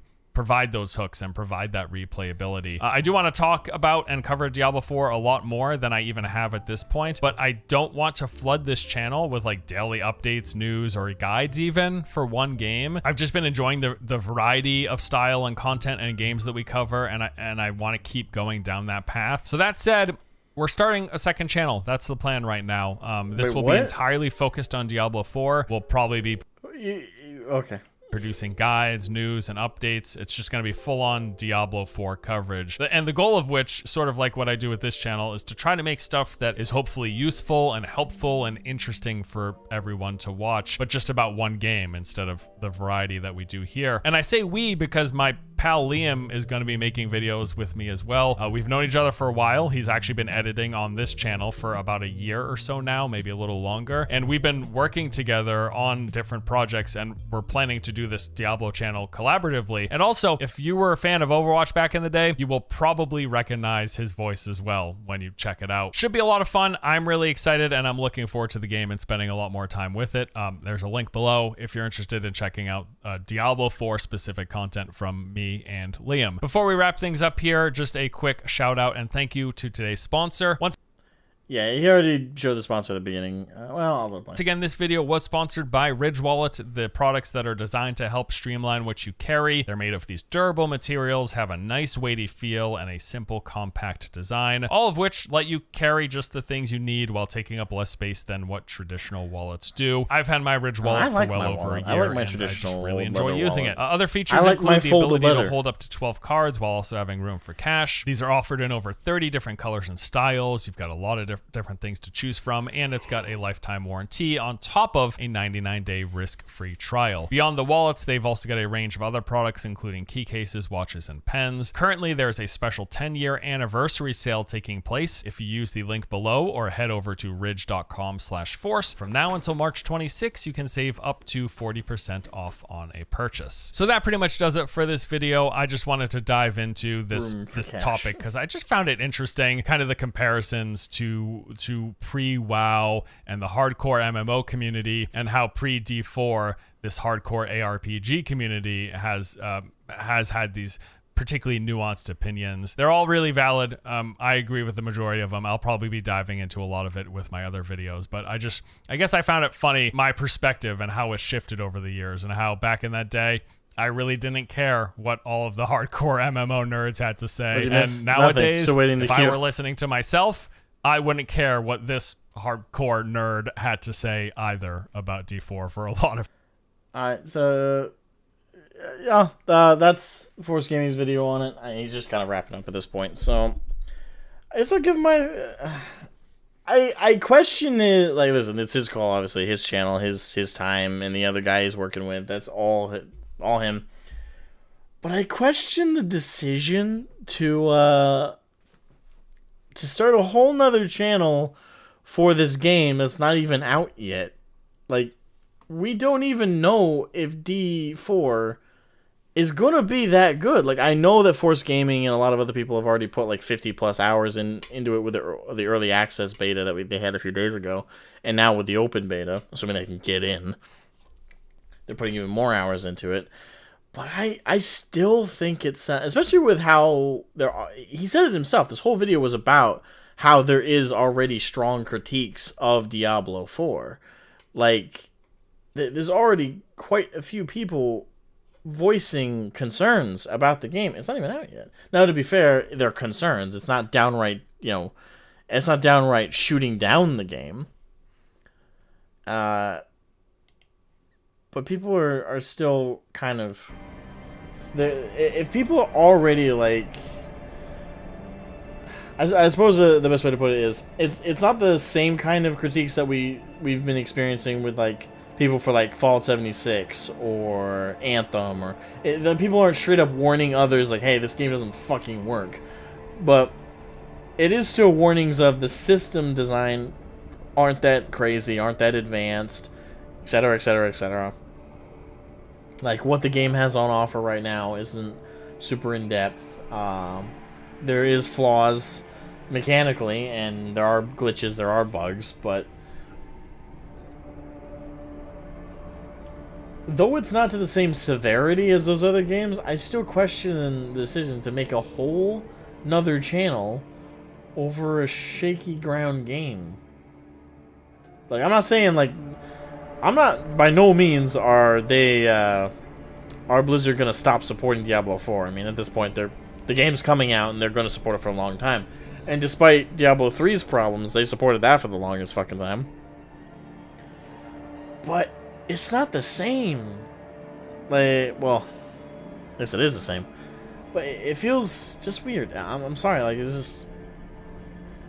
I can get making a second channel about a game if the game has signs that it's going to live for an exceptionally long time, and that all that content and all that effort you're putting into videos and stuff on that channel is going to be rewarded because people are going to be referencing them and going to them and checking them out on the daily, on the regular.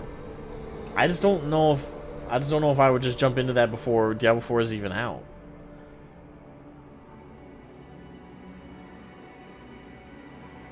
Shit also falls out easily if you do anything but walking slow.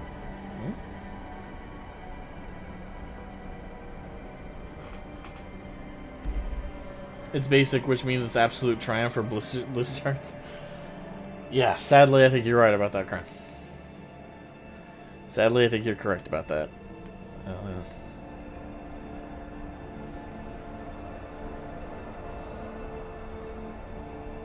It's about the rich wallet. Okay.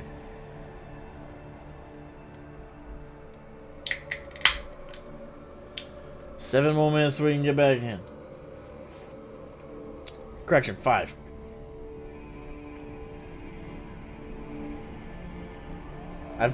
I've been streaming for an hour and 40 minutes. I've only played about 25 to 30 minutes.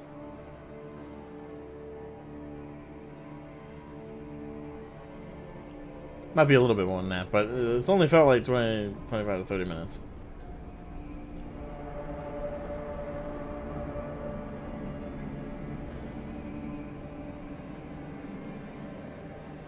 I will say this, if it kicks me again, I'm just gonna call the stream there. Like, don't kick me again, man. I just want to get in and I want to play. Come on, let me do that.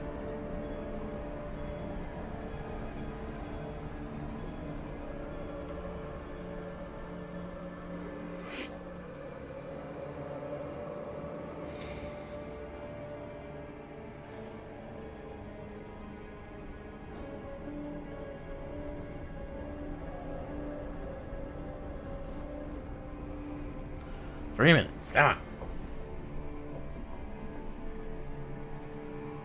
You gonna play Resident Evil 4? The demo, or is it out? There's no server to keep me from that? Yeah. I really wish ARPG, like all ARPGs should have an offline mode. What's that? Okay, cool. Nice. 2 minutes, come on.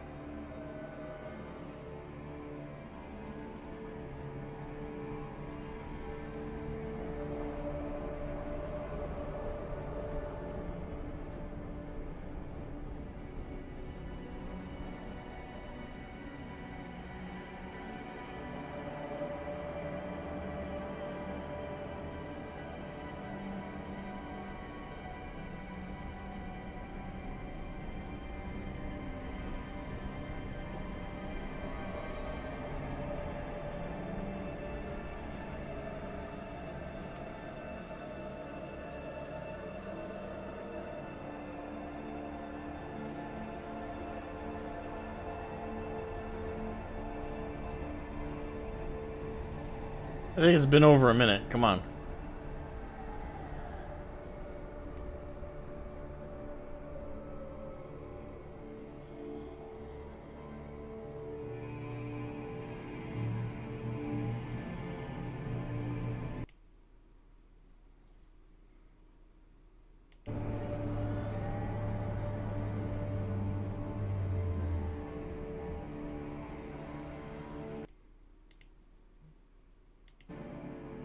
It's a Namekian minute.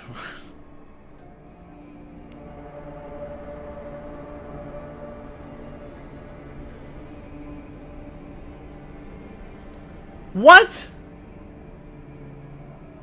Bitch!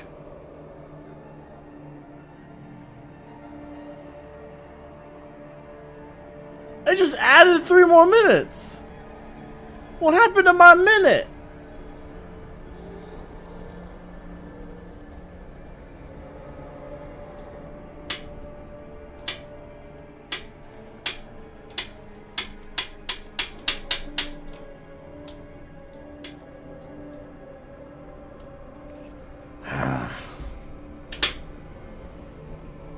Come on, Blizzard. You know the demand for your games by now. Christ's sake.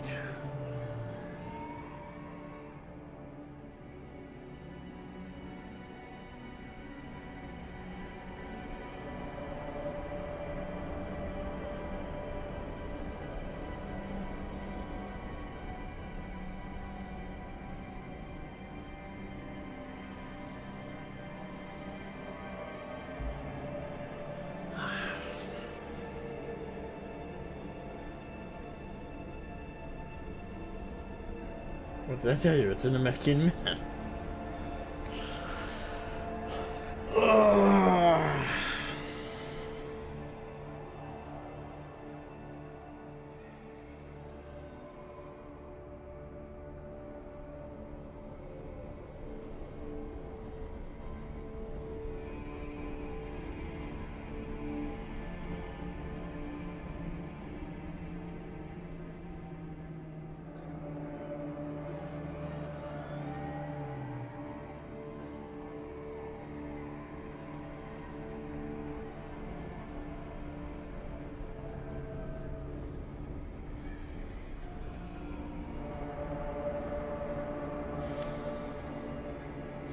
Maybe I actually died while playing and I'm actually in hell right now, and I'm just like, this is the hell queue. This is hell. I am in the queue waiting for waiting for hell when that is in and of itself the hell.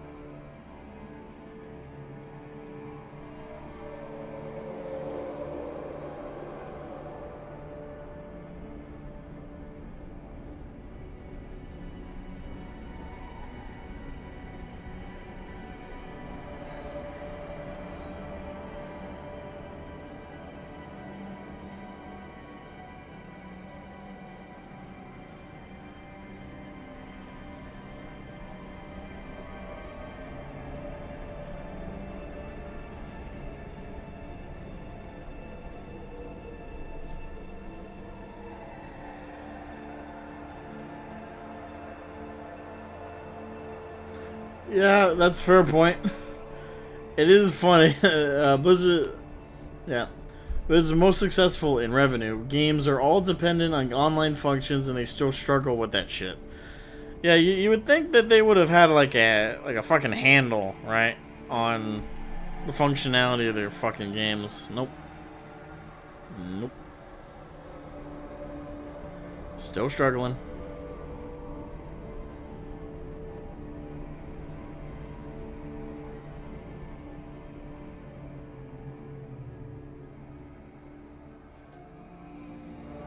Had 0 queues and online was great. I mean, I don't know exactly how big the Monster Hunter fanbase is, to be fair, so I can't say if that was necessarily... Because the thing is, there's a huge fanbase for Diablo.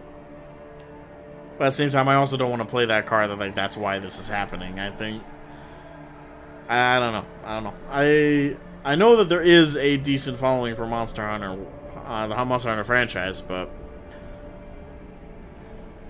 I don't know, like for me, I do think the number of people trying to get in is the core of this.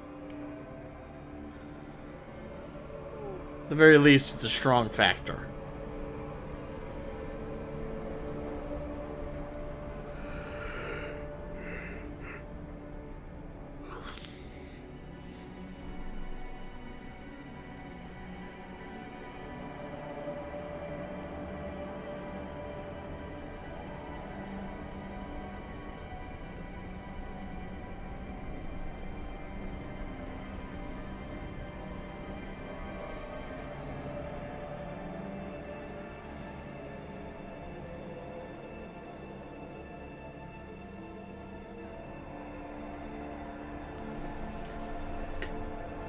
Is that shit logging in?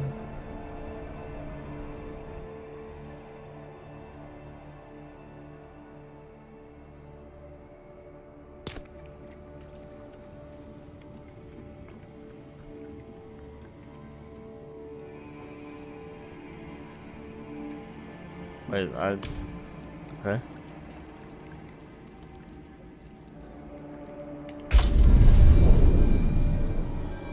Alright, now let me the fuck back in.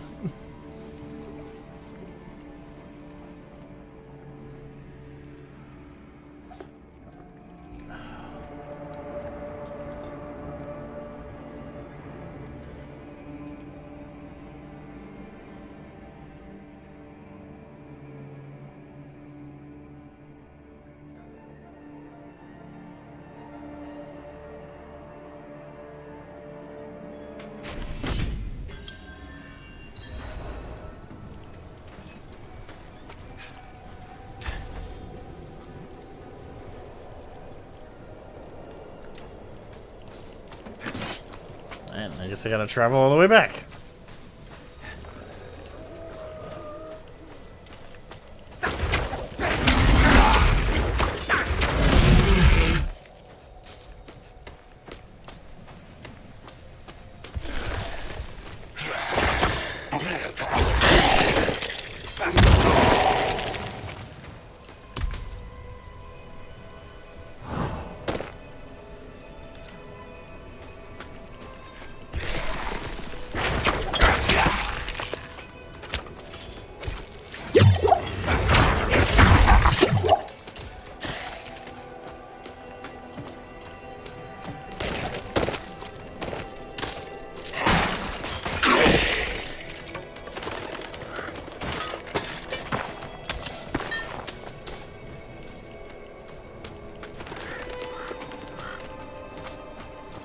At least I get extra loot in the places I already checked.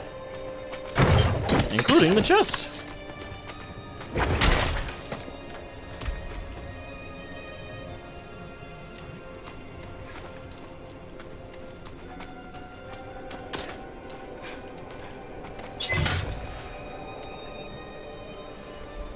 Alright, now back to the ruins.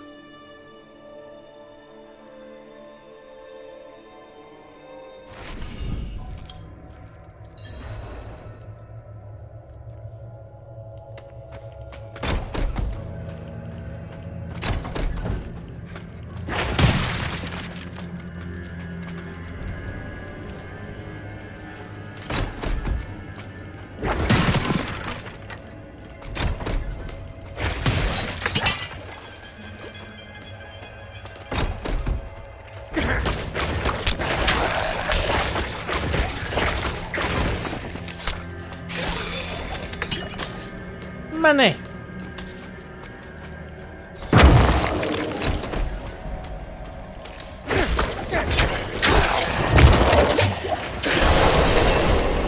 Level 4. Awesome.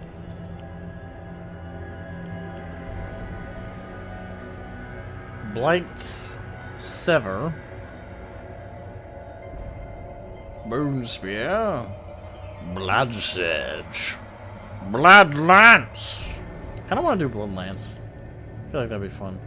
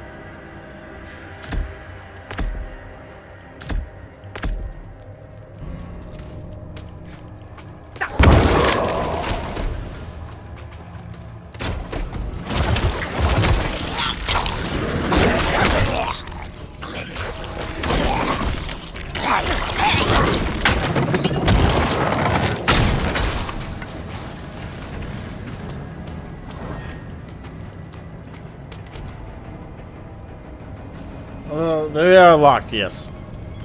They unlock as you get more skill points and you level up. And the UI is very much made for console. One of the big criticisms I heard so far is that the game does seem to universally feel better on console.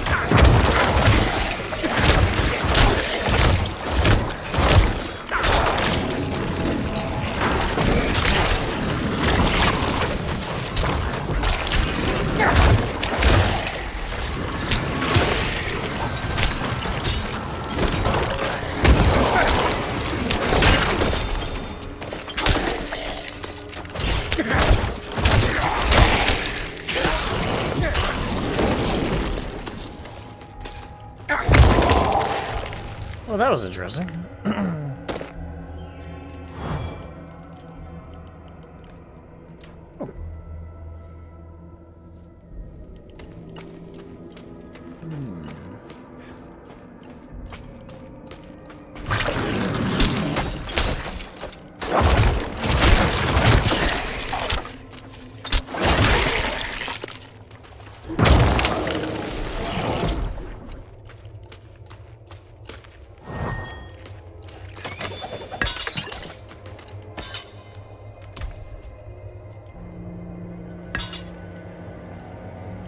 It's weird for Necromancer to be equipping a sword, but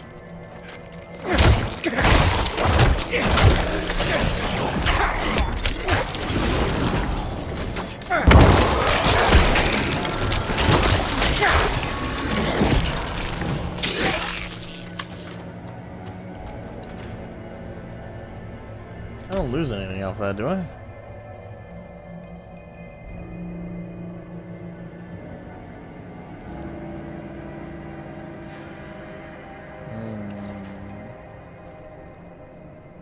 That has more life on kill, though.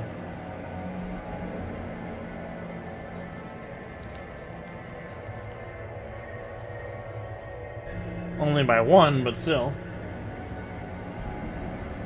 Do I care about Darkest Dungeon? I don't know anything about Darkest Dungeon, to be fair. I've seen it on Steam a couple times. But by virtue of not knowing anything about it, I'd have to say... yeah, I guess I don't care just on the virtue again. I just don't know anything. Dude!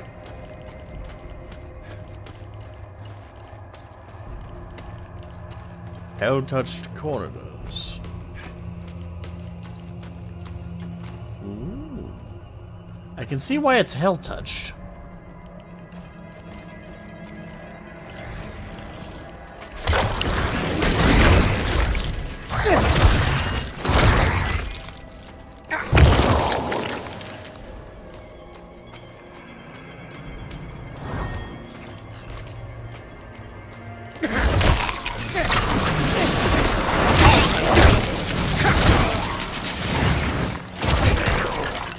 Shut up, shaman.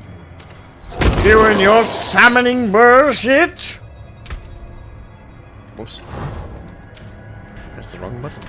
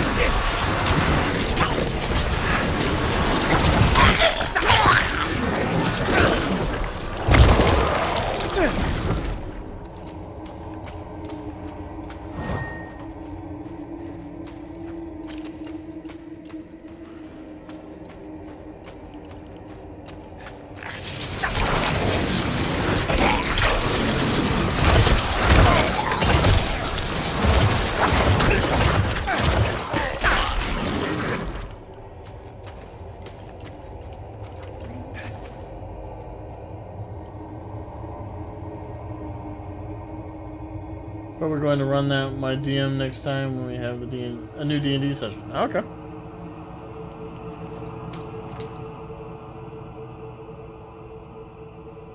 Should be a crime punishable by multiple forced playthroughs of Duke Nukem Forever.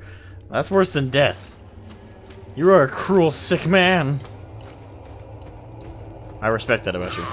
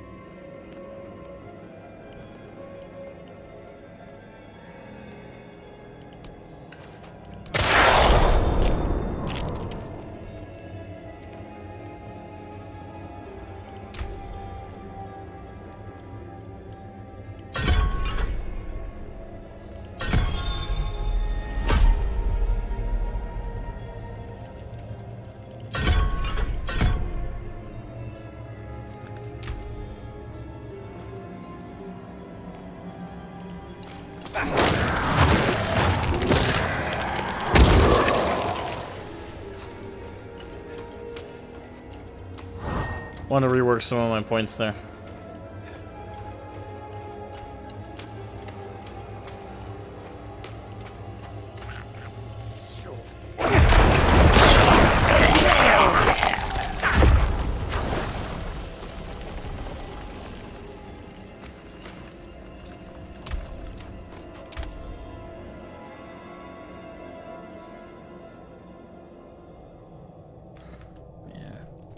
Might stick with that for a while. The blade bolt seems really good because it's additional effects. Anything else in here I can loot? Very muddy looking. I actually don't mind that. I do like it to feel dirty and mucked up.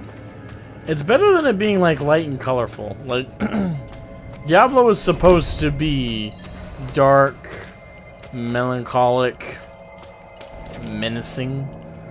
Oh, it's a decapitated priest. Oh, hello. What the fuck? The Scarred Baron.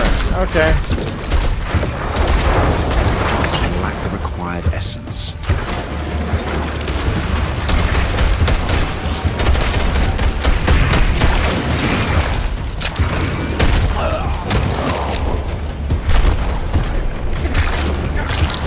I'm not ready yet. I need more essence.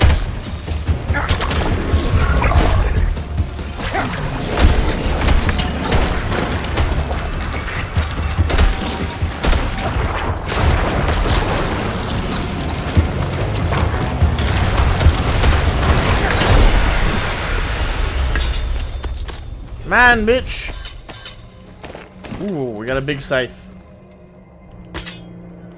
Hell yeah, motherfucker!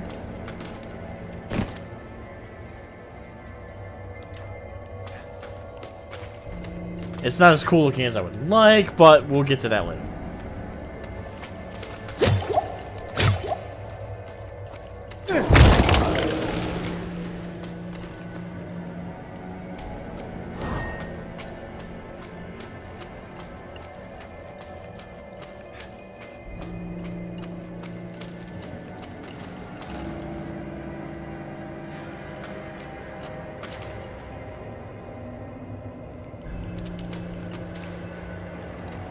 Turn to Nevesk.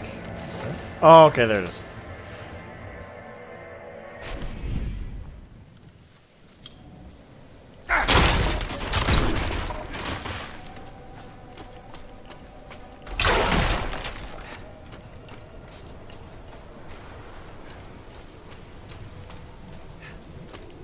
Alright, well, that was a fairly straightforward first quest. You've returned. Before I talk to her, let me sell my junk.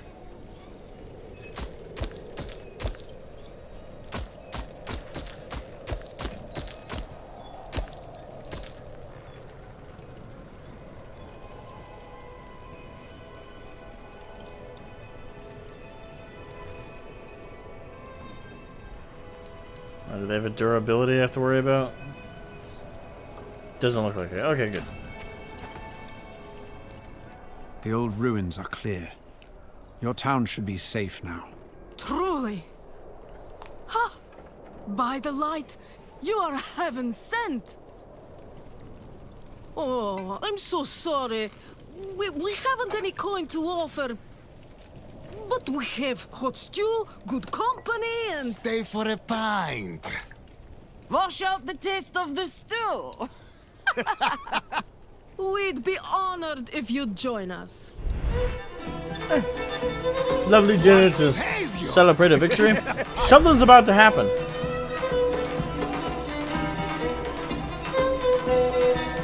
Alright, what's about to happen?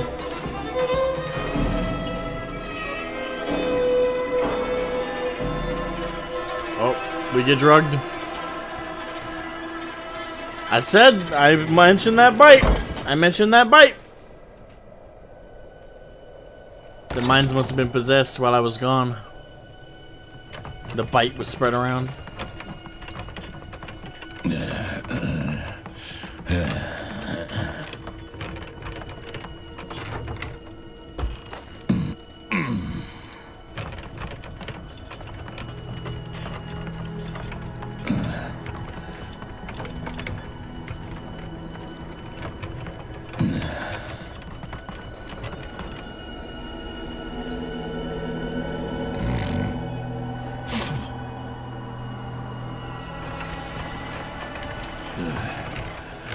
I do like this though. This is...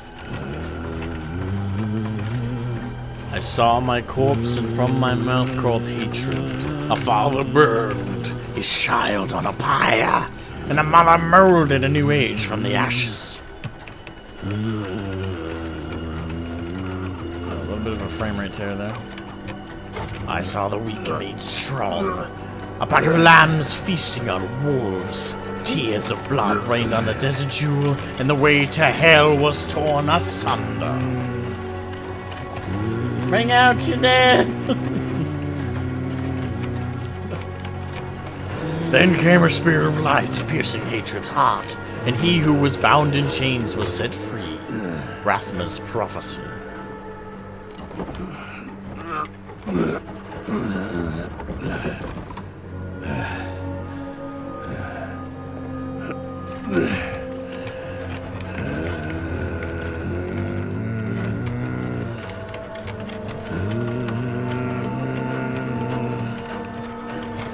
He's not levitating, but we should have fallen off the edge of that. Like,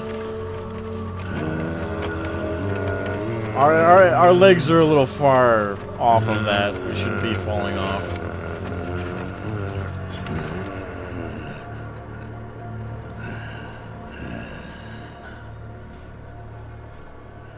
By mother's blood, by mother's body, so shall you witness her glory before you die.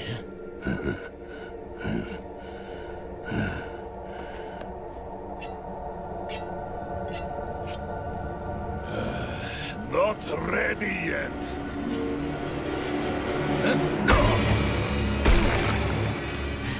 Yeah! Whoever you are. Yosef. They're coming! The whole damned village! Get up! Get up! We have to fight our way out! There! Take them! May the light preserve us. Lost souls! All of you!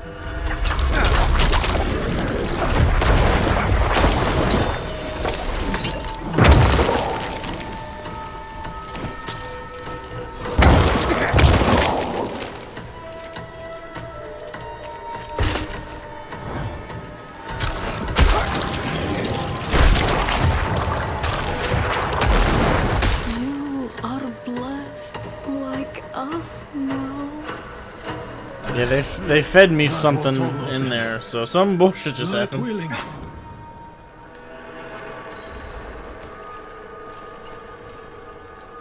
Oh, is that the... Oh, wait, I thought...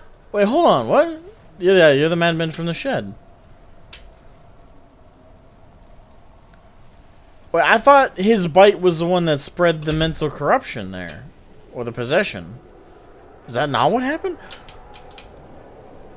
Oh, wait, I think I might have misread that. Okay, so... Or misunderstood that. So, no, they probably drugged him when we showed up, right? And that's why he was talking crazy. And they were planning... Wait, how did he escape then? Because wouldn't they have gutted him while we were away and then gutted us when we got back? What? Madman. Those heretics drugged me after I returned from the ruins. Just like you. You were also there? I came to my wits and escaped. Tried to get inside the chapel, but it was locked.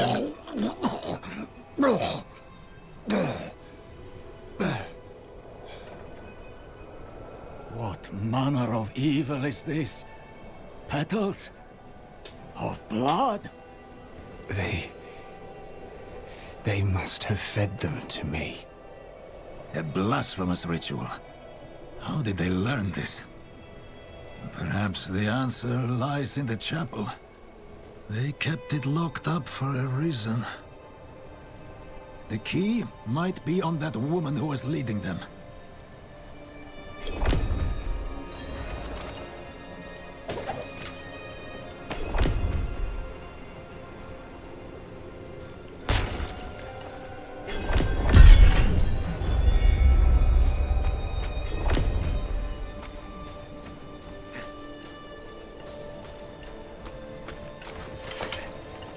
Okay.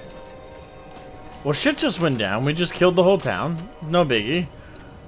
So wait, were there... I'm still confused. Cleanse the darkness in this place. Have a look inside, but hurry. I will prepare the torch. Okay. Still, I feel like I'm missing something. So what were they? I guess they were just pre-possessed? But why didn't they gut you while I was in there? Looking for the town priest. He stopped sending tithes, and I came to find out why. As I neared the village, I sensed darkness around the ruins. I went to investigate. Found the priest's body. Demons. Foolishly, I took shelter in Nevesk and ate their food. You know the rest. No, I don't, because why didn't they gut you while I was away? Why'd they leave you alive? Blood petals. Like the ones I was fed. Is this real? Don't tell me we're gonna eat this too.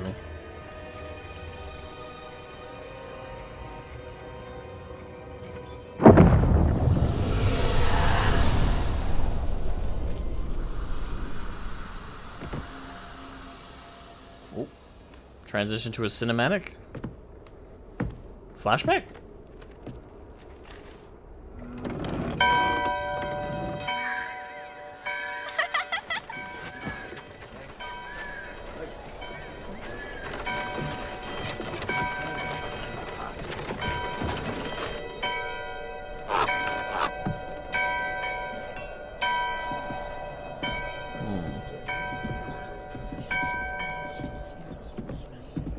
I like that glass effect.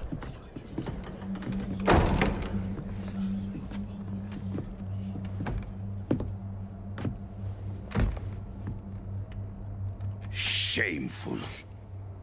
Our Father has granted you a path to salvation.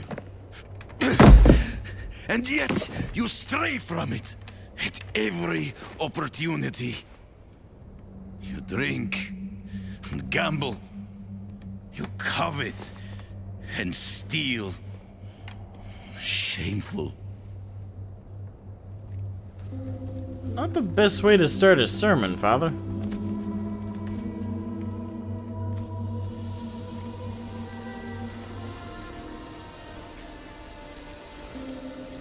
Sin is their birthright.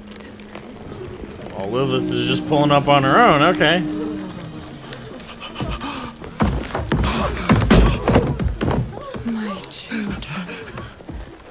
Sound mixing needs a little work, so that's a lot. Are coming to devour our world. Salvation lies not in the light, but in you. She has a very soothing voice. The faith has taught you to deny your heart's desire and turned you into a prisoner within yourself.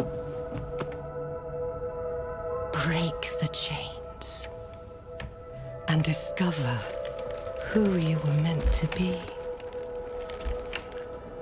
Break the chains and be beautiful in sin. So wait, are her words having like a magical effect here, or is she just really convincing? It's gotta be something magical, because that was really fast for them to turn. Wait, what'd she hit him with? Vani, it's me. I brought your child into this world.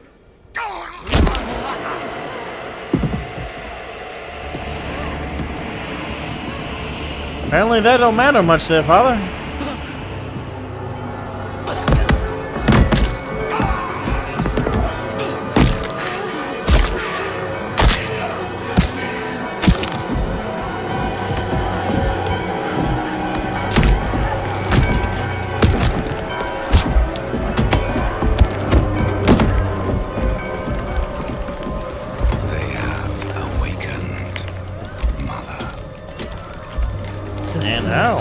Of many. Go to the dry steps and continue your preparations. Now, our true work begins.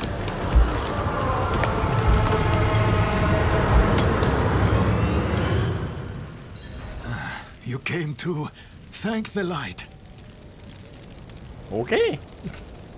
I do like that though. That was nice though. That was like a nice in-game moment. I could sense the transitions were meant to be a bit smoother there, but there was some frame rate dips, pretty strong frame rate dips while I was playing that. I like that. That was really cool, and it really makes Lilith feel more intimidating. Well, she was already terrifying. I mean, that cinematic where she literally breaks through just a giant veil of flesh. That's already like, wow. But she just pulled up and like said like 4 or 5 things, and the whole room was like, yeah, you're right, fuck him. That had to have been some kind of magical like ability though. Like, I swear to God, the game is just like, oh no, she's just really convincing. She said like 3 or 4 things while looking like a demon, so I feel like they would have been a little... there has to be like that explanation. I swear if the explanation is, oh no, she's just convincing. I'm sorry, but if some demon bitch pulls up with fucking horns out of her head and like glowing evil eyes, and she's just like, yeah, you know what, just give in. Give in to every evil thought you've ever had. Just go ahead, do it. I'd be like, how? You look fucked. No.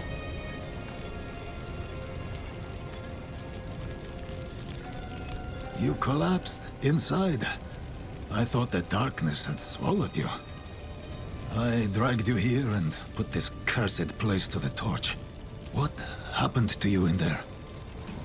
I saw a vision. A horned demon. She said the lords of hell are coming. She wanted to help the people survive. Help them? She called them her children. And they welcomed her like a mother. Mother? No. It cannot be. I must report to the cathedral. Listen, there is a hermit to the northeast. A man of questionable loyalty, but he knows of the forbidden. He might be useful to us. Bring him to the cathedral in Kiovashad, and you will be in the light's favor.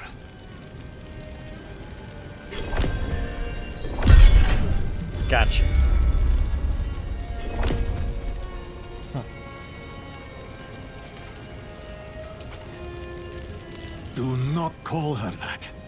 It is a demon, Lilith. The gospel says that she will walk among the people, posing as the mother of sanctuary. So she's not actually the mother? It is humankind's own sin that has brought her. He said posing as, so she's not actually? He surrounds himself with dark knowledge. Tread carefully, and pray he has not fallen to Lilith as well. Hiccups.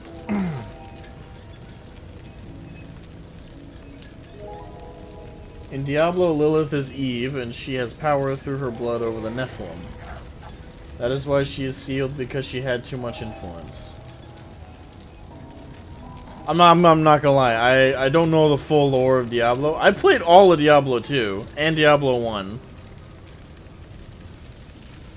And Diablo 3. I didn't know that. Was that mentioned before in the game and I just missed it? Or forgot?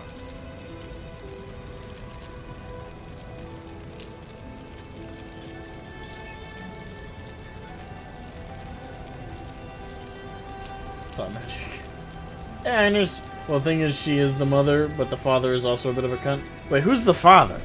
If she's the mother of Sanctuary, which I do know Sanctuary is like Earth, essentially. It's that middle plane between heaven and hell. Like, supposed to be the land of respite between the eternal war between heaven and hell. Okay, so Lilith was the demon and her angel husband, and they both created Sanctuary with the world stuff. I gotta look up my Diablo lore because I don't know the full details of that. It is deep lore? Okay. It's time to hit the books. Is it actually in books? Is that why I missed it? It hasn't been in the game? They had a bad divorce? The father is Anarius? Yeah, I feel like there's like a whole lore video out there I'll look up. Like, I don't know my shit on this front. Where am I going? Oh, shit. Not while I'm in town.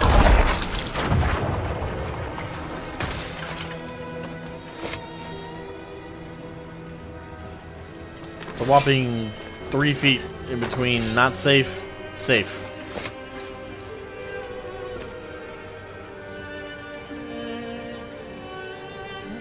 Guess we're taking this path out of town.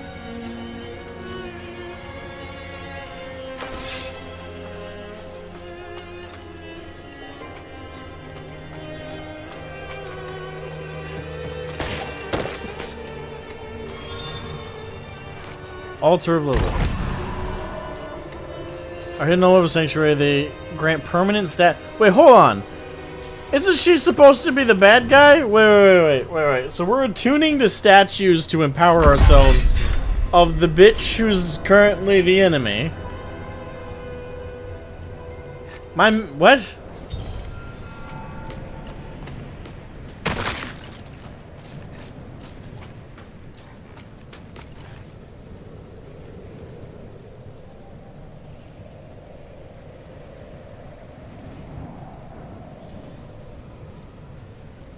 I don't know about that, Zorua. Probably not. It depends on like how drastic, I suppose, the system changes are going to end up being between this and the official release. If they try and do something drastic, they'll probably have to reset everything. But that's just a guess. I don't know.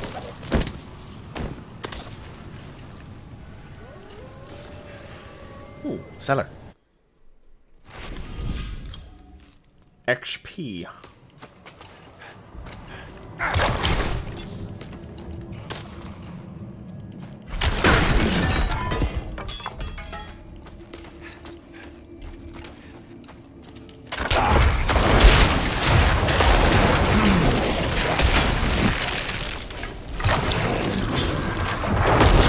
I'm not ready yet.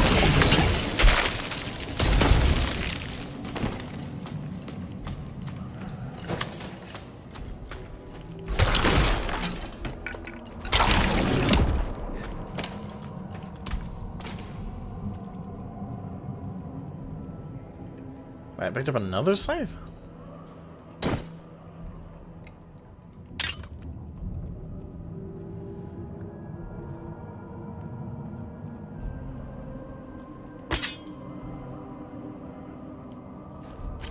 Looks like the same damn thing. Whatever.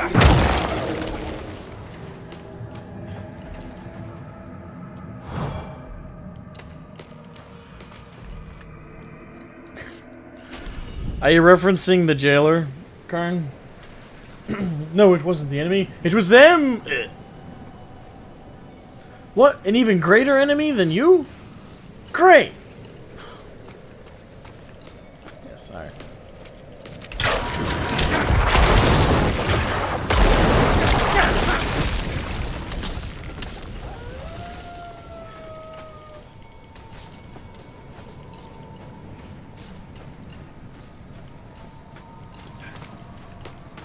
Open up! I swear I'm friendly, the skeletons are for show.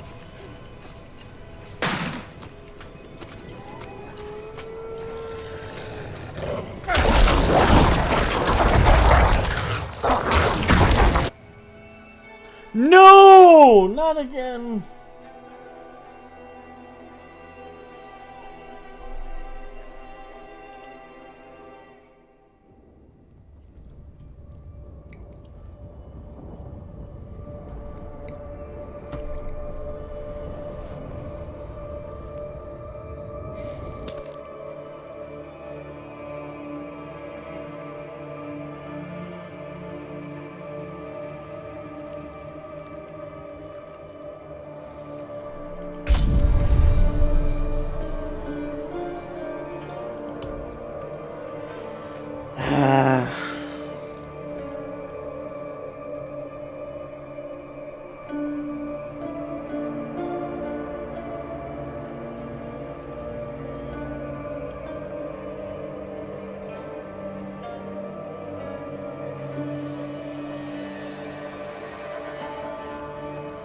suppose I should consider that a bright side, yes. It didn't delete my character. Fuck, I'm mad. Okay. I'm not gonna try again, because it seems that it kicks me every time I play about roughly 20 minutes worth of content, it's just kicking me. And I hate that, so I'm not gonna keep streaming. No. Fuck that, no. I hate that. Who knows? I'll wait. What I'll do is I'll try and stream late tonight, maybe. I'm assuming the traffic of people trying to get in the game is just absolutely fucking massive right now, so I'll try and stream again late tonight. But my prediction is that's just not gonna work.